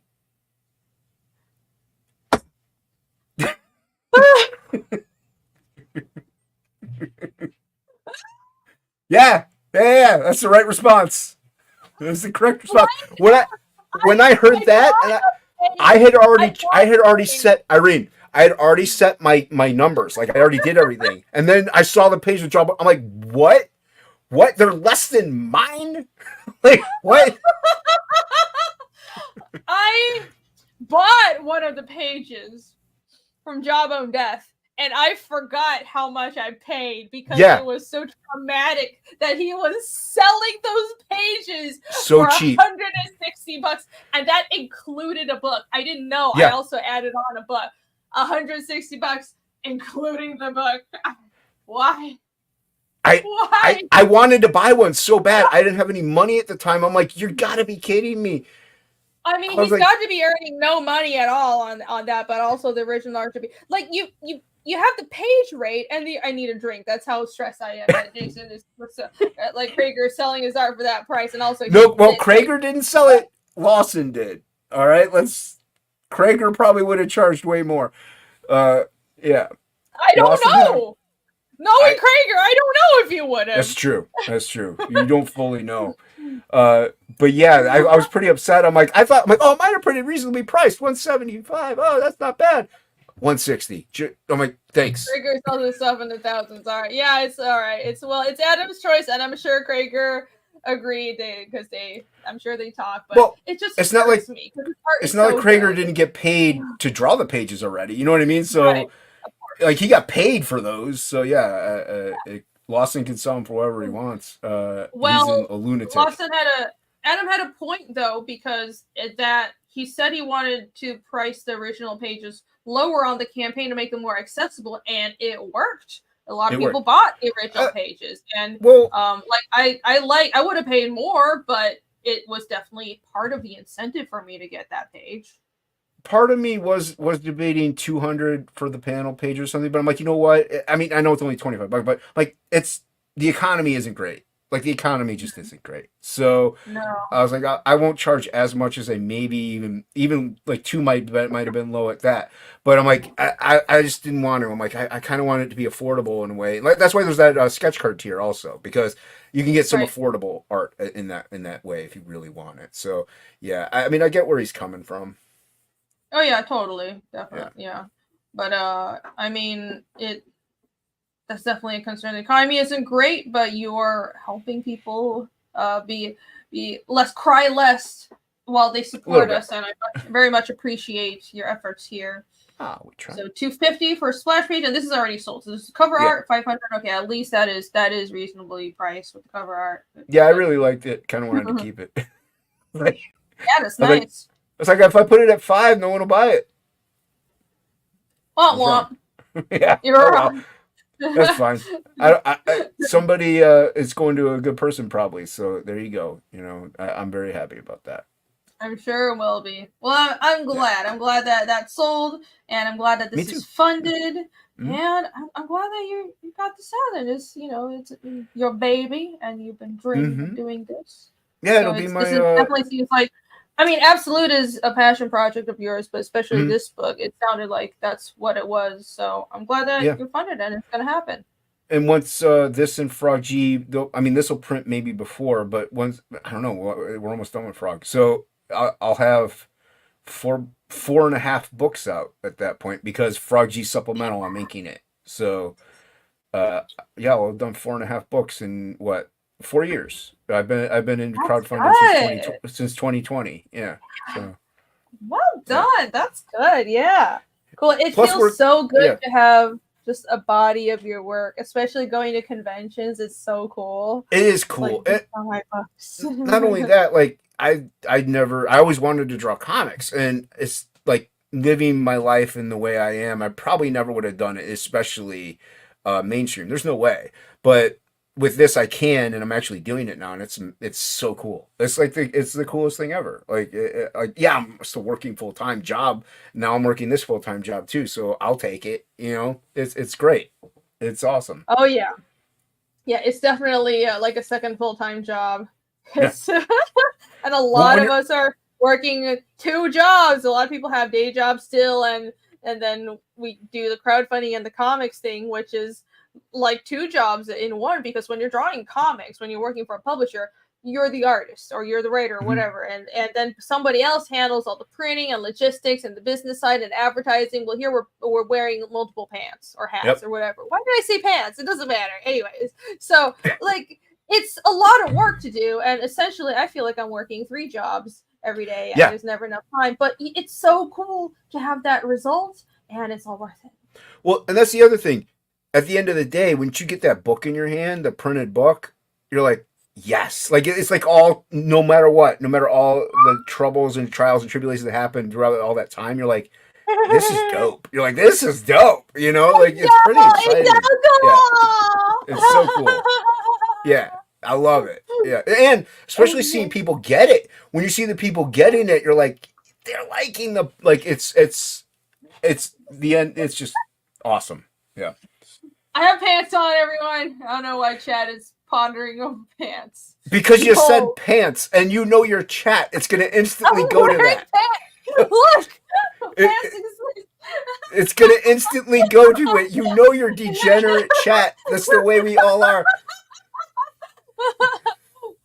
The pants, I am wearing pants. No strange thoughts there. Not today, Satan. I'm not. Oh, good for you. Don't show us. No, I'm wearing sweatpants. Okay, that's passable. Debatable, but passable. They have ink all over them from drawing. Does that count? That's fair. I have, I think everyone has it's like my pajamas turned work clothes that I wear for inking and doing like house fixing work. Like if I have to do drywall or inking, like these are the clothes that can just get trashed. Oh yeah. And it's full of like blotches and paint and ink all over it. Yeah, because like, you know, you do a splatter effect with a toothbrush sometimes. So once I'm done, I'll take the toothbrush and just wipe it on my sweatpants to like get the just like, that's why there's another benefit about wearing black all over. So when I do laundry, it's just a mass of black. Nice. These are gray. So I barely own gray. Everything is just fucking black. It's just different. That's cool. Black. But what's great is like another benefit is like when I'm inking or drawing something, if there's ink, I just wipe it on my shirt, or like I do this with eyeliner too. Little secret: if I'm like doing my eyeliner, I have to clean my eyeliner. I just like wipe it on my shirt. Well, and I've ruined clothes because I forget the one day in a month that I'm not wearing black, and I just like ink something and I wipe the ink on my like red shirt or something.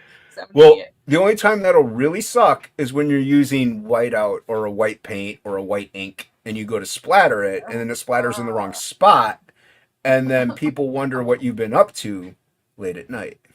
Oh no! Well, that's why you have the specific outfit for wearing just at home. Exactly my point.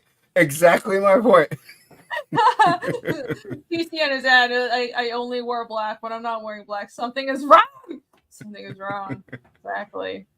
Well, here are little artist secrets. There's a little behind the scenes snippet. Yeah. Why artists wear black all the time. It's just for inking. Yeah, like usually the sweatpants that I wear at home they're my work. You know, my work clothes. I don't wear jeans whenever I'm inking. Like I'm not doing that. Say, Mark Deere said it's taking turn for the worst. So don't you want to hear about us artists splattering ink all over ourselves, just being complete slobs, or we're like slaving on our how else do you think this was made? I mean, come on, ink everywhere. You see my art table? It's like a Pollock painting over there. It's the result that matters. I'm looking forward to. So I have said on stream multiple times, which means now I'm going to be beholden to my promise that I want to do the next chapter of Fiendish traditionally. So we're going to see how that turns out. It's fun. But yeah, I'm a little scared. Like I draw traditionally all the time. I just haven't done comics on real paper for a really long time. And it's not that I feel like I can't do it. I know I can do it. Like I draw all my auction pieces, and I keep a sketchbook, so I sketch all the time. I'm just worried if the art will stay the same. Like there is a transition, like, a weird I know what you're talking about. Like is my style gonna change because I draw the next book traditionally, and I don't want it to look worse. I'm like, straight up suddenly worried about that. So, I mean, I think it's gonna be fine, but I think it's gonna it's be just a weird fine. artist brain thing. It is a weird artist brain thing because especially I can see if you were drawing on like a bamboo or like a Intuos or whatever whatever the one was on the you know what I mean. But you're drawing right on the screen. You know what I Yeah. mean? Like there's no like that your hand to eye coordination is still right there. So you'll be fine, but I understand that quote unquote fear. It's not a fear, but that Yeah, worry or that concern. Yeah. yeah, I know I can draw traditionally, No, obviously. but I I think the do. style will be the same. I think you'll be fine. Right.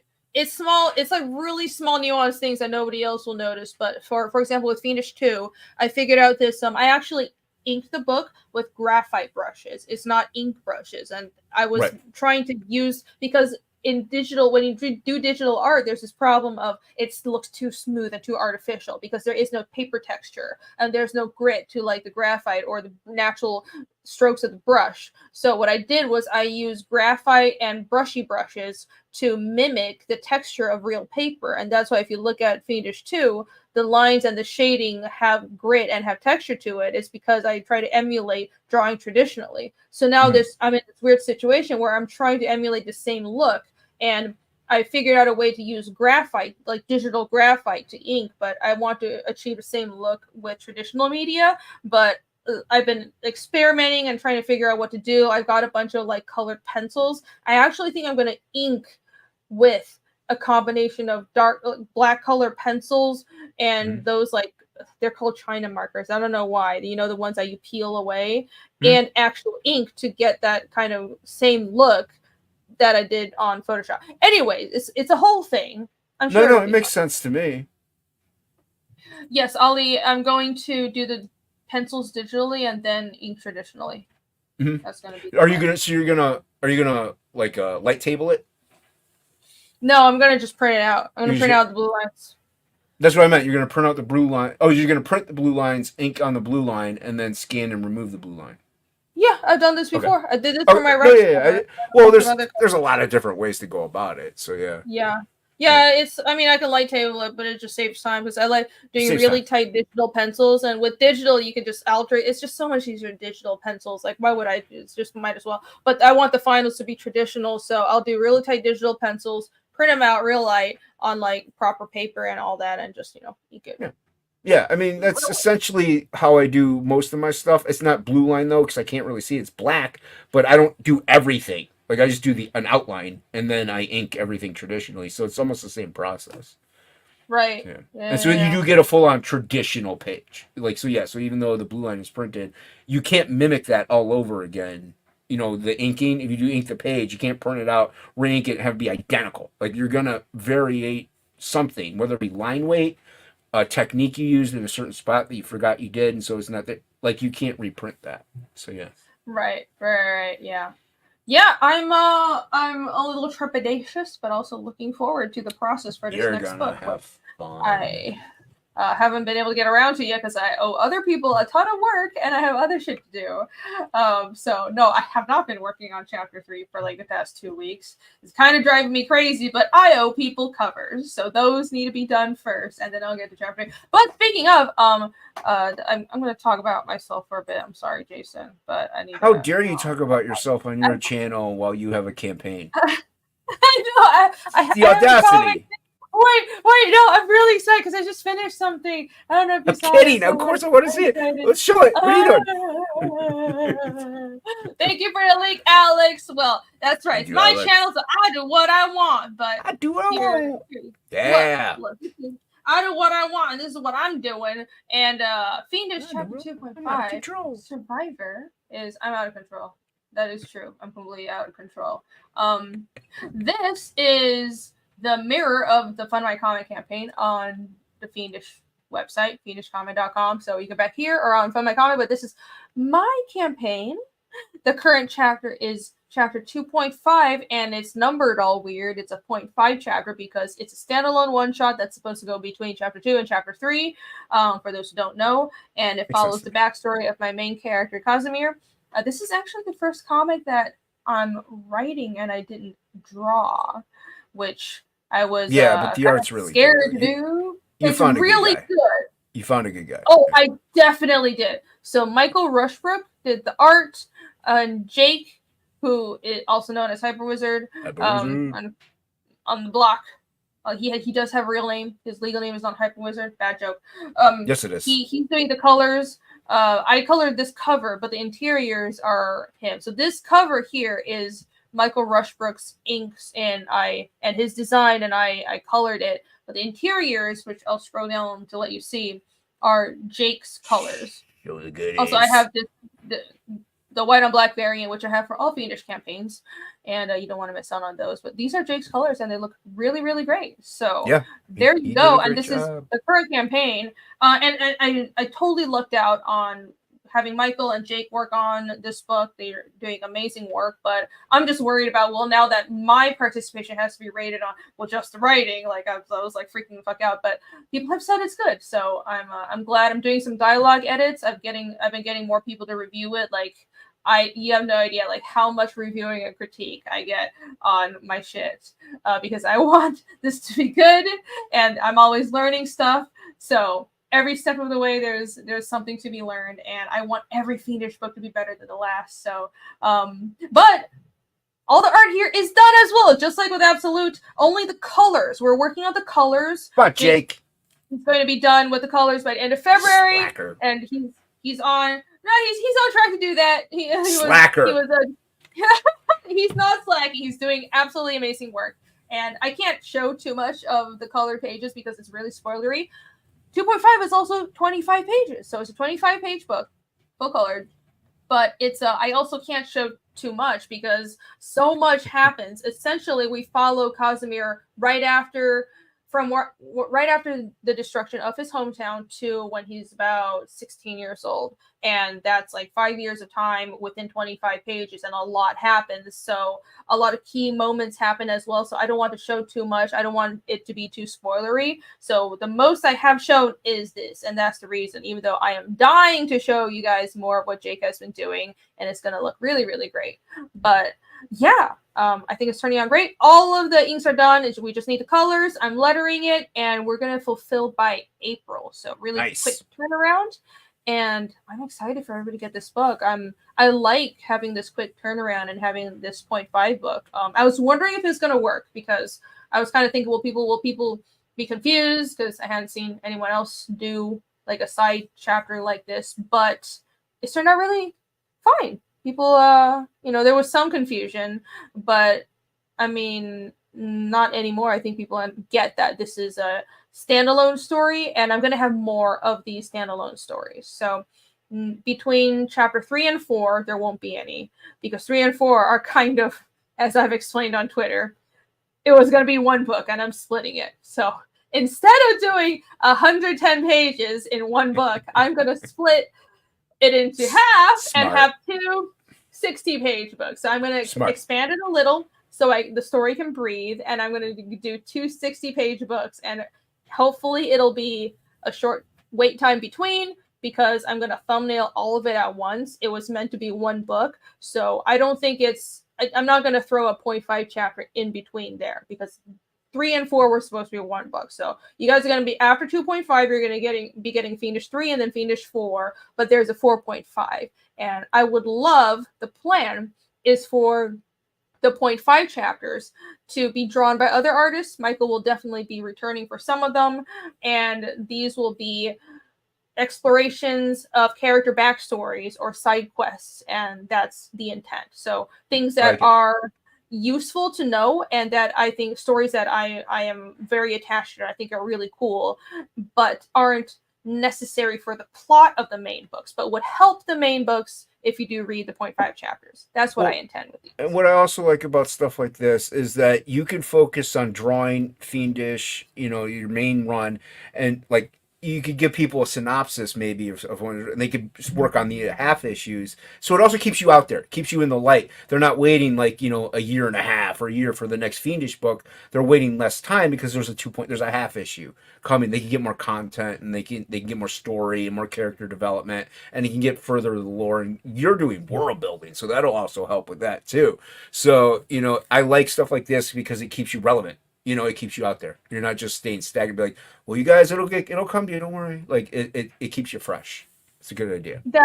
That's part of the benefit that also was sort of a happy bonus to this, where with these 0.5 books, well, I have more time to, well, I mean, it's not that I have more time, as in there's less of a gap between campaigns, and because the main books are gigantic, I'm always going to draw the main books. I insist on this. So for the main Fiendish books, I'm going to be the artist, but these are gigantic books, like 60 pages is going to be the average. So and I have a detailed art style. I can't control myself, so it's going to take me time to draw them, and it'll with less of a gap between books will be better, and 0.5 chapters facilitate that, so it's great.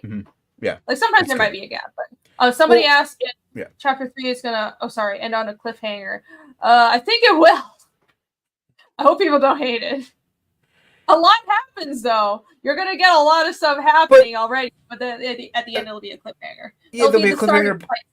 But like you said, the turnaround time between 3 and 4 isn't going to be that drastic anyway. So it's not like they're going to have to wait an insane amount of time, like, you know, for the next issue. So here's the thing, because either I draw all of it, and so my thought process was I did a Twitter poll, and a lot of people did say they were willing to wait, and I appreciate that. That's great. But what I realized was a lot of people also said, probably like a third of the people that said they were willing to wait said they weren't willing to wait.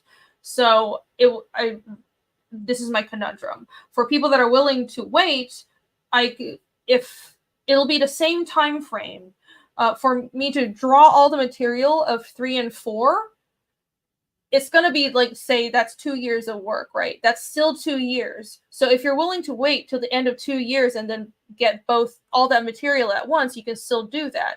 But there's a certain portion of the audience that doesn't want to wait. So I'm thinking, because there is a spot in the middle where a lot of the first half of the book wraps up, but there is a cliffhanger, and everyone has been telling me that that's a good cutoff point, and I think that's a decent point to leave the first half at. I would rather do that, so people that want the story sooner can get that. And you're, at the end of the day, it's still gonna take me the same amount of time to do the entire thing and take it to Dorvo. Because I've already told people, like, for the goal of the whole story through 3 and 4 is for the characters to go back to Dorvo, Casimir's hometown, and then it ends in like a big reveal when we get there. But yeah, so that was my decision process, because it would I don't want people to have to wait too long in between books. And also another side of it is, every artist I've talked to that has done 100-page books has told me not to do it. And I'm in my mind, I'm like, let me challenge myself. But everybody has been like, don't do 100-page books, because you start going crazy after like 70 pages.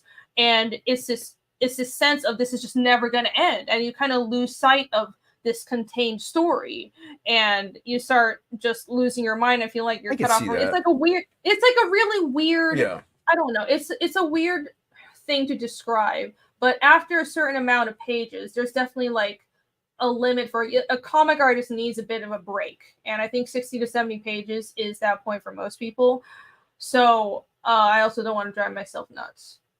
Well, I had this same conversation almost with Luke, because he's doing a 70-page book, 78-page book for Morb, and I even told him, like, well, you know, Absolute was like 40 something, second one was like 60 almost. I'm like, once you get to like page like 18 to 21, you're like, this is taking forever. It is just taking forever. But once you get to page like, let's say it's 48, once you get to page like 38, 37, you're just like, I'm almost done. So like there is that weird, strange, like almost like a no man's land area where you're like, even though it's not taking that long, you're like, this is just taking forever. Like I've been drawing this forever. It's like, I don't know, there's just that weird zone I think every book has.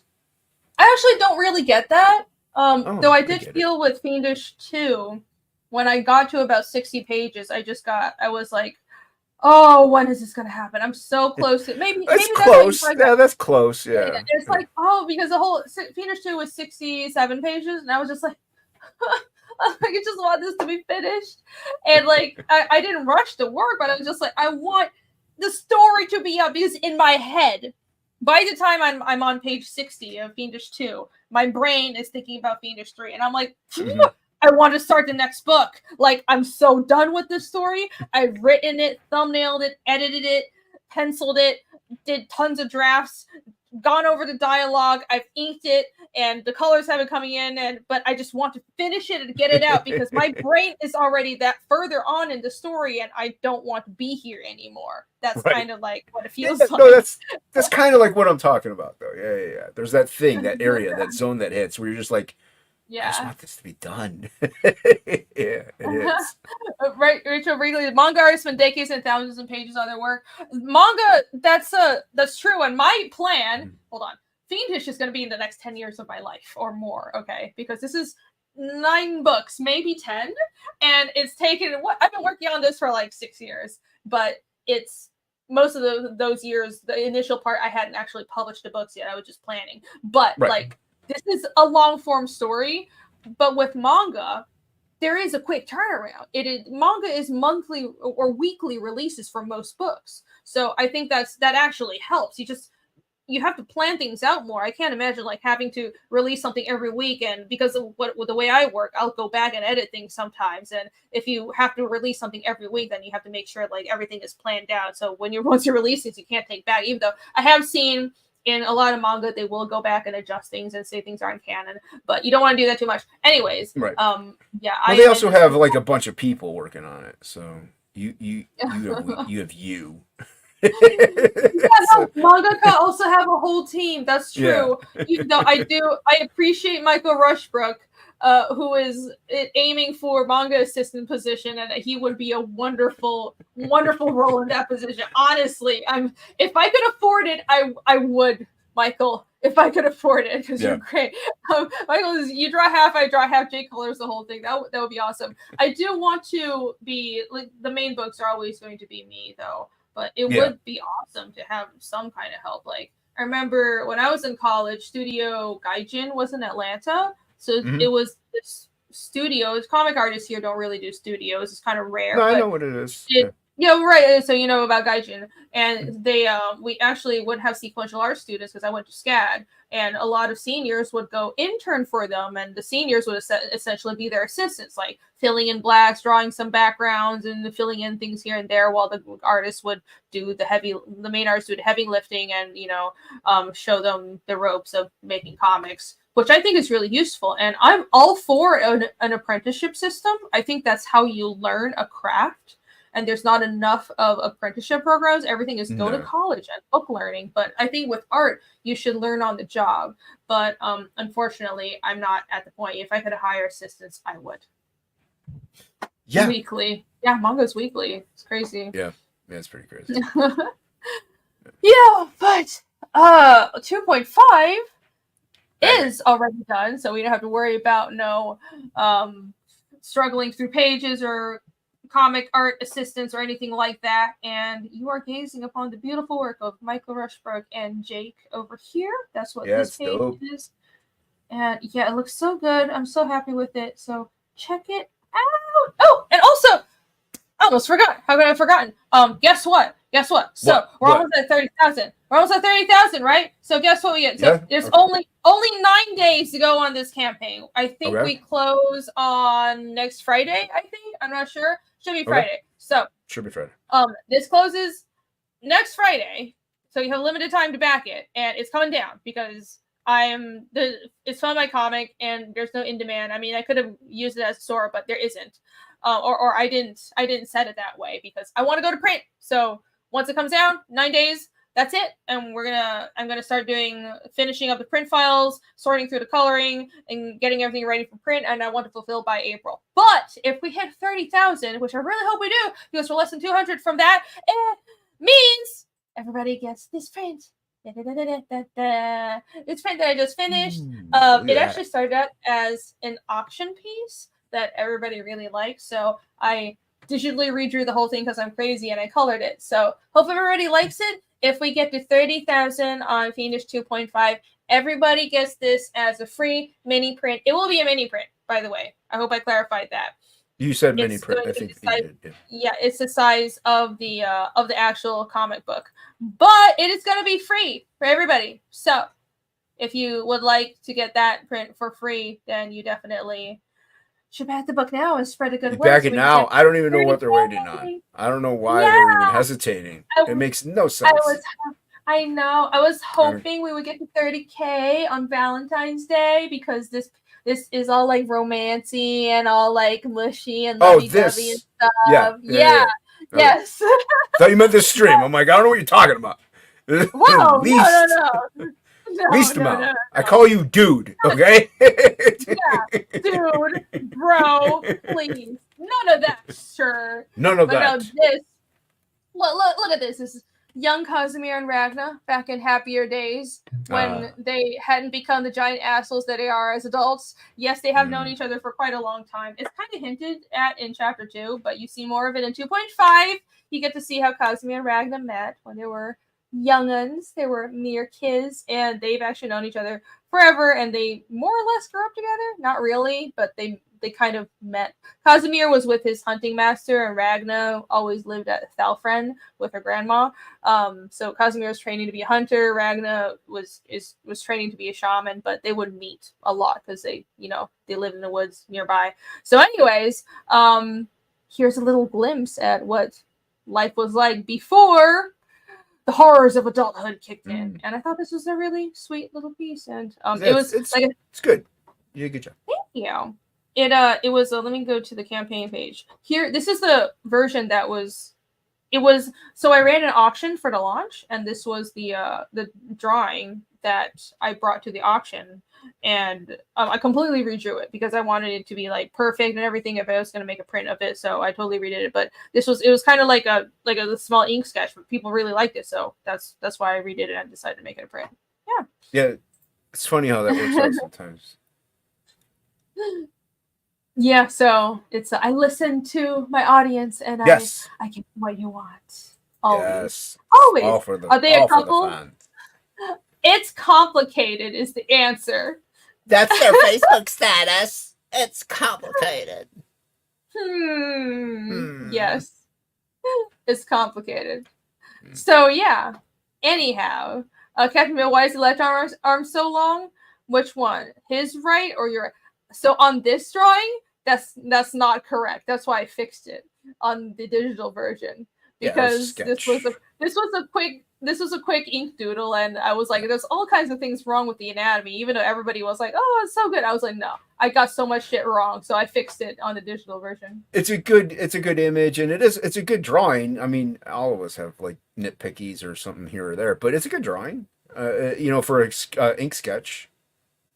It was a sketch. That's what I'm saying. I could do better. You did right, but it's not like you sat there for 4 hours drawing it. It's a sketch. So I tried. Hopefully it's fixed here, but if it's not, I will continue to edit it. But yeah, if you like this and you would like this as a free mini print, then back Fiendish 2.5. Adam Kember for Australian 2. Thank you so much. Ragnar is cool. You could say Ragnar rocks. Thank you. It's Ragna without the R. I know it's sounds like that. I probably pronounce it badly, but it's her full name is Ragnira, but she's called Ragna for short. And it is similar to the Old Norse name, but it's not quite the same. So yeah, there you go. There you go. There you go. There you have it. Back it today. Back it That's twice. Right. Don't miss out. You're going to miss out. Don't do it. Yes, Ragnira. And also, I don't know if he's still in chat, but shout out to Michael Bancroft, who just did a review of Fiendish 1 and 2 on his channel. I actually didn't watch it because I didn't want to be influenced, and I was like, okay, I'm gonna let him give out his honest opinion and everything. I popped in, I watched the very beginning, and I was like, okay, I'm gonna prepare for my stream and then just sit back and chill. But thank you for reviewing Fiendish 1 and 2. It seemed like it was pretty positive from what the 2 seconds that I saw. So I'm glad, and thank you for everyone who did pick up those books, and to everyone who is going to pick up 2.5 as well. So you missed the part where he brought the lighter out, and you didn't catch that? And the flames and the... Oh, maybe you should go back and watch it. When he... is that why there was a toilet in the scene? Did I miss... Oh dear, I might have missed something there. Yeah. Well, that's what you were there for a brief time. Like, you should maybe go back and watch the whole thing. Yeah, you might get a different opinion on him. Yeah. The dousing this whole bathroom in acid and with a pile of my books and prints. Yeah. Yeah. I might have missed something there. I'll go back and check. But anyways. But back this. Hey, shout out nonetheless. No, yeah, we like. Thank you for the honesty. And back this. Oh, Michael Rushford just reminded me. I forgot the original art is still up. Yes, thank you so much. One last thing. So this campaign features a lot of original art, just like that auction piece that I showed. And there is a piece by Michael Rushbrook. So on the right-hand side, you can see here are the perks. This is also a very book-focused campaign. I don't have too many tchotchkes. I have like an enamel pin, and I have a magnet for this perk, this Peak Survivalist perk, but not much else. But we do have a lot of original art, and this piece is still up.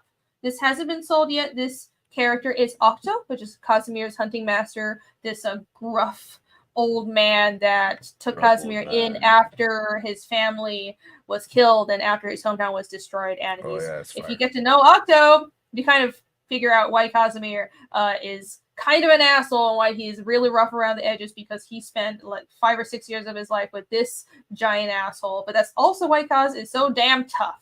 So if you want to find out more about how that happened and about this guy, back me to 2.5 and get this art. Get this really piece. Good. Yes, Michael Rushbrook does amazing work. And this is also, these aren't small sketch cards either. These are 5x7, so they're quite big. They're like this size. Yeah, they're good size. So don't miss out. Definitely get this, and it'll only be up for another week. So there you go. There you have it. Should get that. People should buy that. Gotta be right. Jake said that if nobody backs it in a week, he's going to just get it. So if you're thinking he just gets it. No, he's going to buy it. What, are you just going to give it to him? That's nice of you. He said he just gets it. No, he'll well. Yeah, he gets it. As in, he will back it. Right, Jake will back it. He'll get it. Have Jake. I told Jake because he has done this before. I told Jake to not back it and give everyone else a chance. Right, because you're going to give it to him. You're going to give it to him. You told him he's going to get it. No, he's going to pay for it. You just said he's not going to back it, so he's going to get it. No, Jake, you heard her. I don't know what to tell you, man. You're going to get it. Did Alex just wait? Hold on, let me refresh. Let's see. Did you get it? You must have gotten it.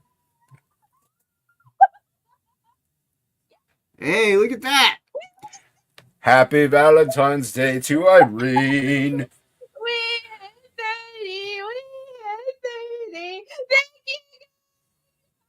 See? Christmas miracles do come true. It's not Christmas, but it is Valentine's. Oh, thank you. Yay. Nice. Here's my chocolate box. There you go. See? There you go. Oh, there you go. How am I going to... I don't know Eat how one. Eat one on stream. Eat one. No. Do it. Eat it. Eat one. You just hit your number. Eat one. I'm at my calorie limit for the day. The only that's like calories what? That's like what? 4 calories? Just eat it.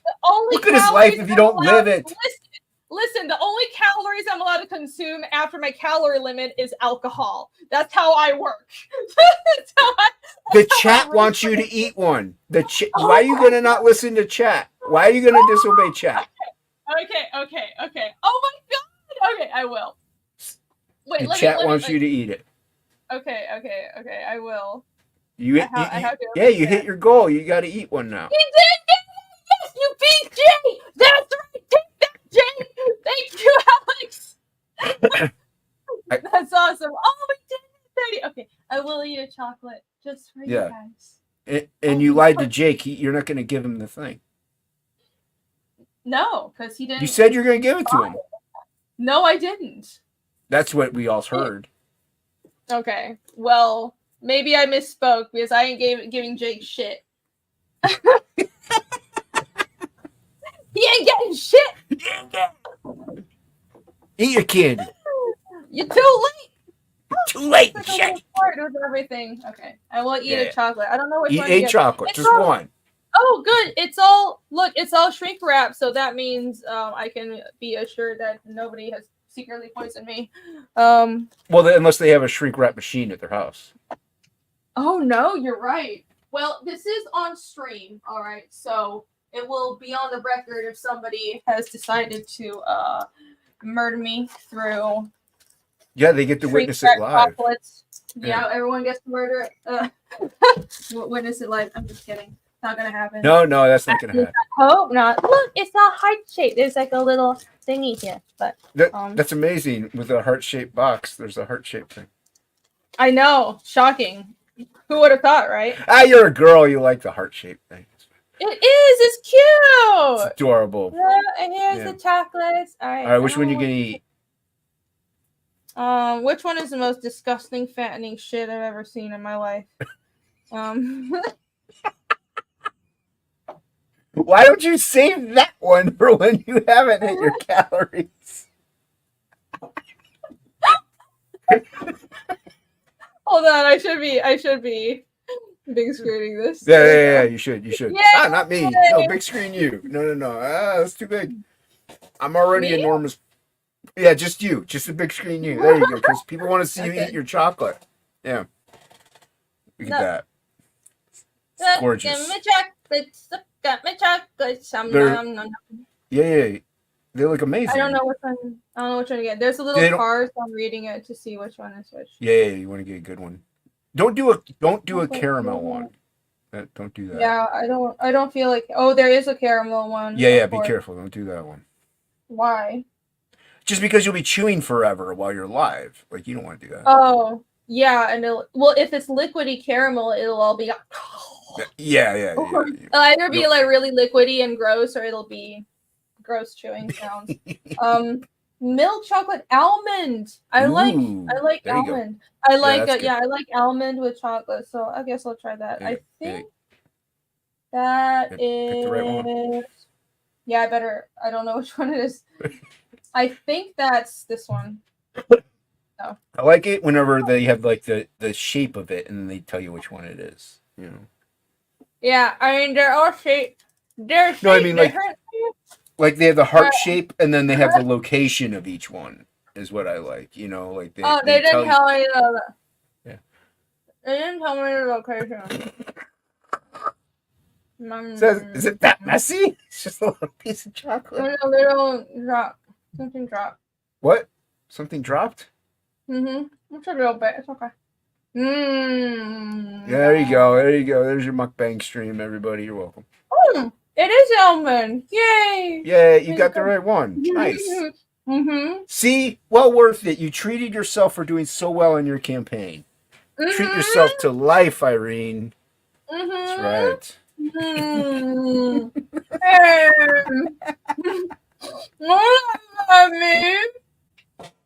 No, it's great. No, I'm very happy you got your number. You should celebrate. It's good. Why is everyone laughing at how I say almond? Because you're saying almond. We say almond. Yeah. You're saying almond. I like to eat some almonds. Almond. Yeah, almond. Almond. Okay. Yeah. You can still say almond. It's fine. You're allowed. That's right. I insist. Almond. I'll say how the fuck I want. I do what I want. I do what I want. I'm out of control.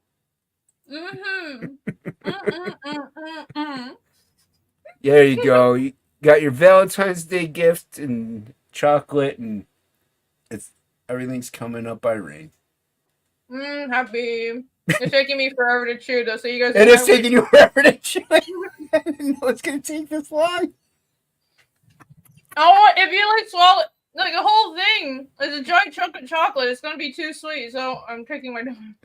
So you don't want to swallow too much? Okay. All right.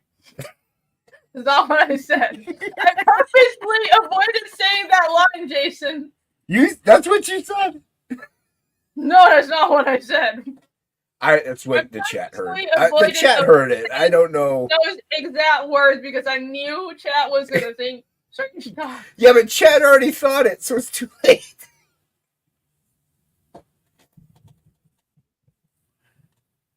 Happy Valentine's Day, everybody! I'm glad I could be here to entertain you. Yes. Are you not entertained? Oh my god, I should have chose the one that was nuts as well. Good job, me. There you go, yeah. That was good. Yay! Good. Nice job. Treat yourself. That's what I say. I'm happy. I'm Thank happy you, you're happy. everybody, for backing Yes. Finish 245. You guys are great.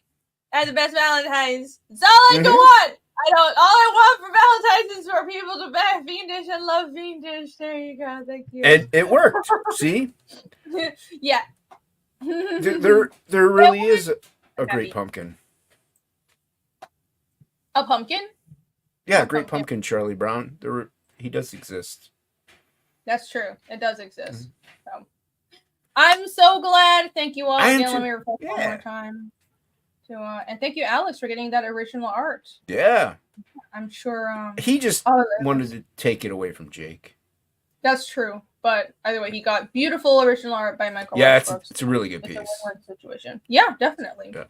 Well, all right. On that note, what a perfect note to close this out. One more time, everybody.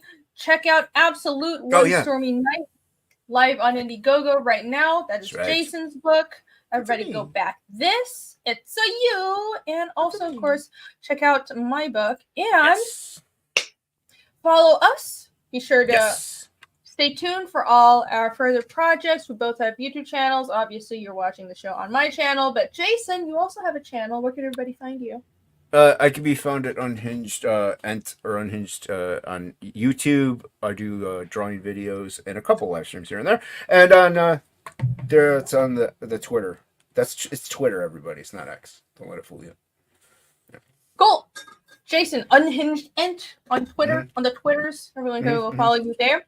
And me, I am RenieDraws, of course. Twitter, Instagram, YouTube, everywhere. That is me. And before you go, be sure that you hit like and you subscribe. That helps. That certainly does help.